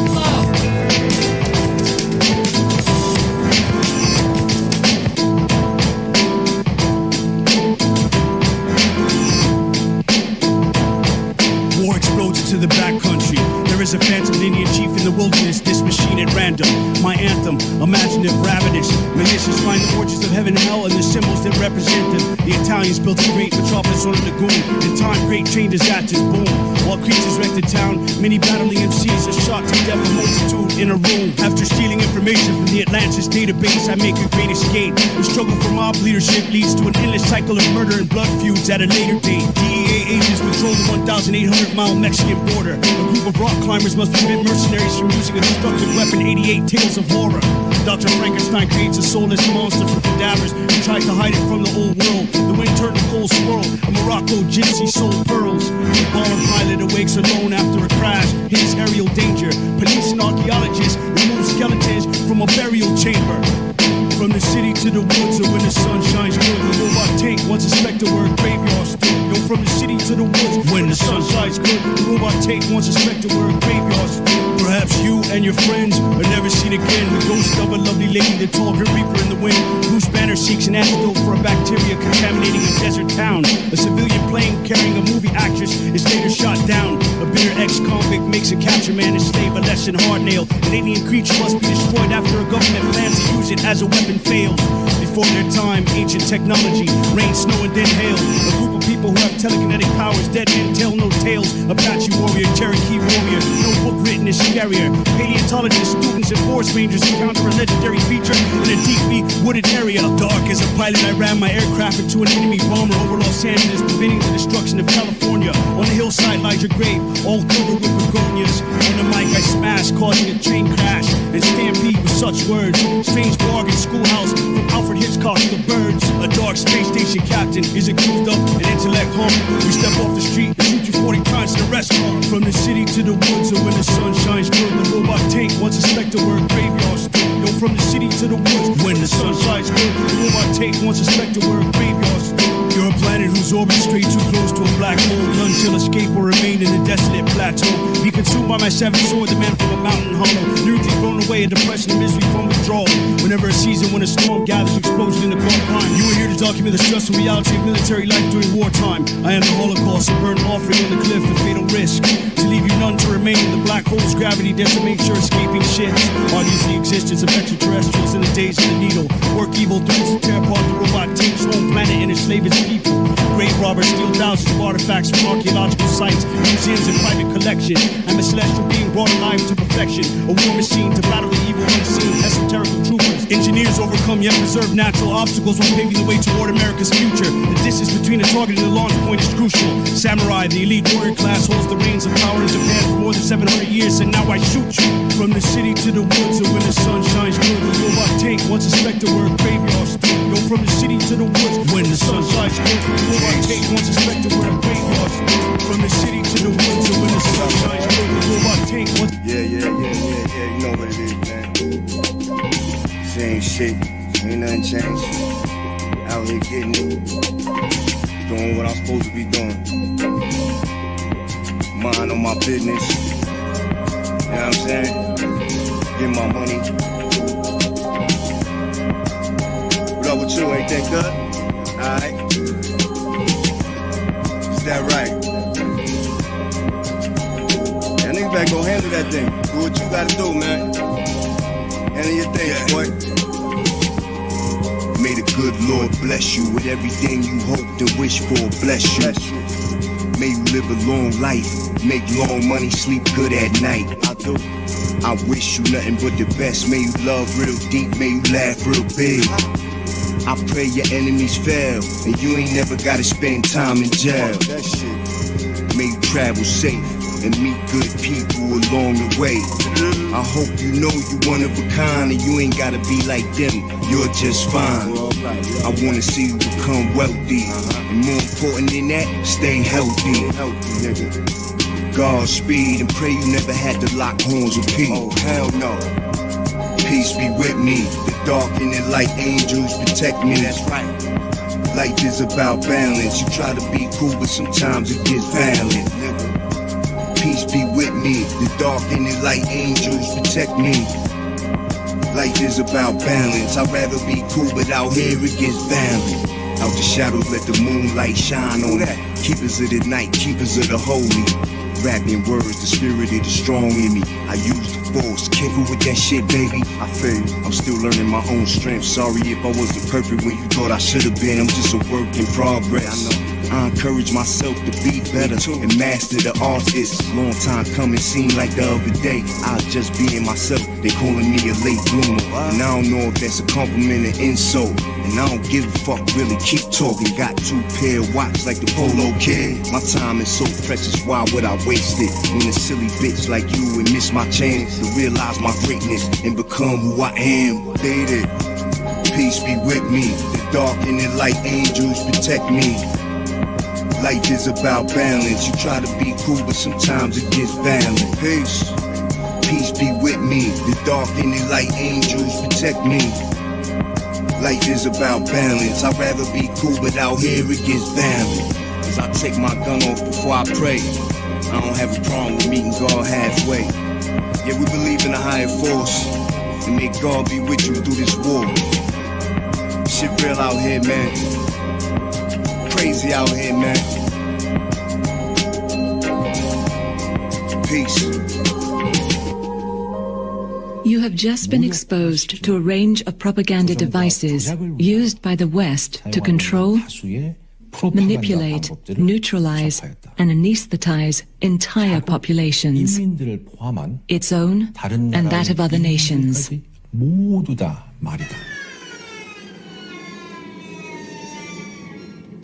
By the time the flags rotted off of their antennas, they were questioning who the real threat is. Big brotherly love is the 21st century's plague. No matter how bloody the glove, question evidence displayed. Don't forget what 2 + 2 equals. Don't let them upgrade your math, no matter what they have as proof of evil. Remember when they went after the Jewish people? You don't recognize the same black mask as see-through? Attack of the eagle. If they don't fall dead before they reach me, I'll be damned if I don't shoot one in his bald head. Fuck what we're force-fed. All I ever wanted was a warm bed and house that wasn't haunted. I'd rather die for a cause than to die just because we exhausted natural resources, forced into war, restoring wasteful ways, keeping other countries poor. Monkey see, monkey do. I wonder what that fucking monkey saw. Keep rethinking still frames in your mind. I guarantee they will change with time. Your outline is pixelated, poor resolution, while downtime is simply wasted. You were born execution style. Head first in a trial. I'll second the motion till the jury's bored to death and puts your neck in an ocean. Situation volatile. The naked problem is trying to find the right clown costume to make his father smile. So he bombs while he tries to tell jokes. Ain't a false alarm, can't you smell the smoke? You're in the line of fire where they buy and sell votes. Her sense of liberty doesn't ring true, stupid. That's why the bell broke. Trenchcoat mafiosos propel rocks at recruitment officers and rebel against cops till they hurtle infinite circles of small cell blocks. Turtle upon turtle till they're all shell-shocked. This so-called president got elected in a courtroom with war efforts of pops. Inherited a fortune, we talk, so the veterans of war assume the revolution stopped. Hey Bobby, the masters are back. They're back. And they're up to no good, just like the old days. They play dead when you stood over their graves. Bobby. They play dead when you stood over their graves. Don't you know? Hey Bobby, the masters are back. They're back. And it's our turn to stand over their graves. Don't you know? I'ma do it right this time, right this time. I'ma wait until their skin decays. You can't roam a lost land as a last existing dinosaur. There's no escaping ass kickings in these times of war. Replacing apples with hospitals where doctors are hostile. Killing 2 pterodactyls with 1 fossil. I got you. If they don't fall dead before they reach me, I'll be damned if I don't shoot one in his bald head. Fuck what we're force-fed. All I ever wanted was a warm bed and house that wasn't haunted. You can thumb through novels to have your fingerprints match descriptions of thinking criminals committing innocent acts of compassion. Tired civilians crawling with pistols. We fire $1 million warning missiles. Force the issues in the back of your head where eyes roll. Brainwash yourself out of that mind control. Or act a fool like you're told, but we won't see no justice till that bitch removes a blindfold. This ain't a love it or leave it, it's a change it or lose it. I won't sing the anthem of a nation who never faces the music. Chasing an elusive caveman in spaceships that makes trips to the futures at a name brand. Faking progress, but we ain't advanced enough to change the posture of our ape stance. They got the key to the city, still they prefer the break-in entry, ducking weed. I'm shedding light inside the shadow box to make it empty. Bobby, the masters are back. They're back. And they're up to no good, just like the old days. They play dead when you stood over their graves. Bobby. They play dead when you stood over their graves. Don't you know? Hey Bobby, them bastards are back. They're back. And it's our turn to stand over their graves. Don't you know? I'ma do it right this time, right this time. I'ma wait until their skin decays. Attack of the eagles. If they don't fall dead before they reach me, I'll be damned if I don't shoot one in his bald head. Fuck what we're force-fed. All I ever wanted was a warm bed. There's nothing scarier than the human stories I tell. Ghosts chilling accounts with my tongue frozen to bedposts. The catharsis is of carcasses whenever threats are close. Shows a heartlessness that doesn't register in stethoscopes. Sell your hopes for a homeland security chart till your sense of self's are broken. No man's pure in the heart. Preventive detention for the folks who never left home. Tensions have grown 24/7 red zone. Scare tactics got you under control. The fear factor of a color code. The uppers know they can't hold you down without having anchors attached. It's all the same. Nah, balls and chains and ankles don't match. So drag your torso back to the off-road. We may have lost the fashion battle, but we ain't lost the wardrobe. Go window shopping for your next 3 meals. Cause when we start the revolution, all you probably do is steal. Hey Bobby, the masters are back. They're back. And they're up to no good, just like the old days. They play dead when you stood over their graves. Bobby. They play dead when you stood over their graves. Don't you know? Hey Bobby, the bastards are back. They're back. And it's our turn to stand over their graves. Don't you know? I'ma do it right this time. Cause I'ma wait, I'ma wait, I'ma wait, I'ma wait, I'ma wait, I'ma wait, I'ma wait, I'ma wait, I'ma wait, I'ma wait, I'ma wait, I'ma wait, I'ma wait, I'ma wait, I'ma wait.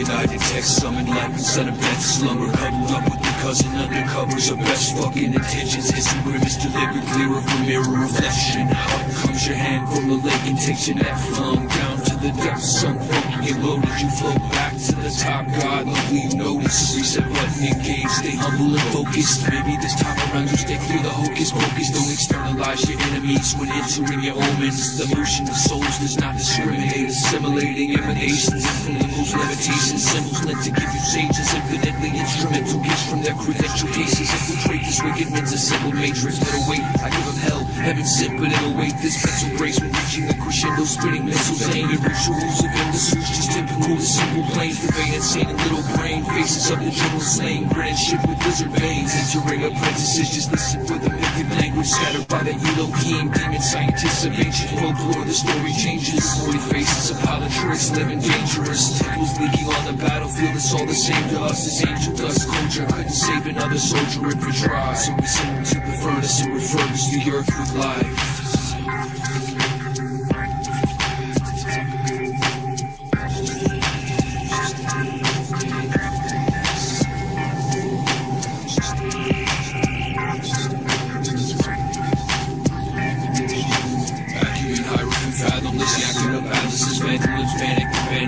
From amputations, mechanical salutations.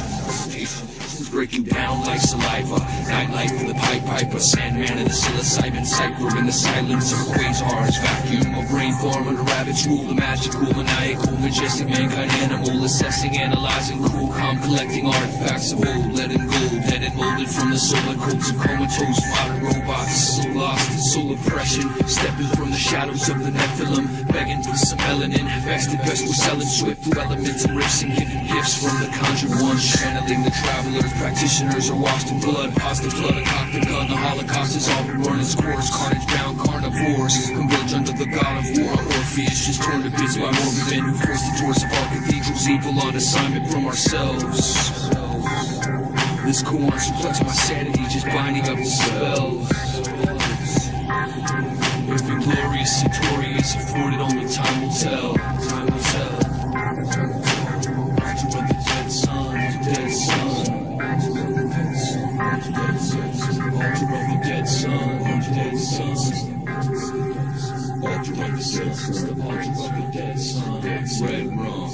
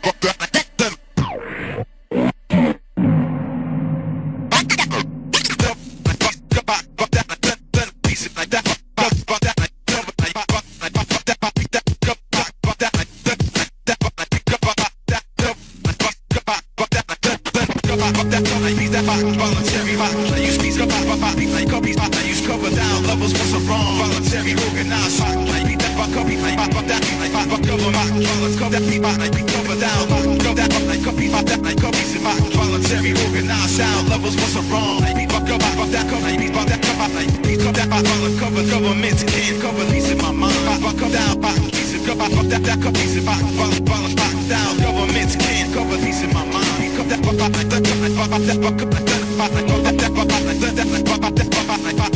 can't cover these in my mind. Cover these and cover my you style. Please come down.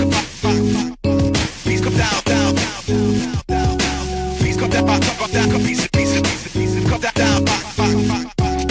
Please come down.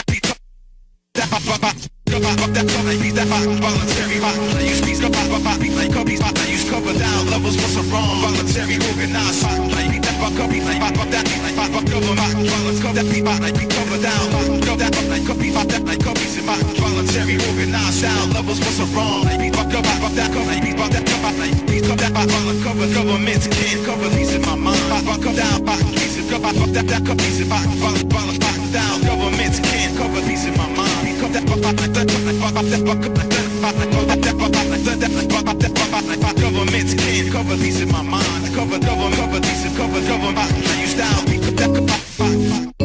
Please come down. Please come down.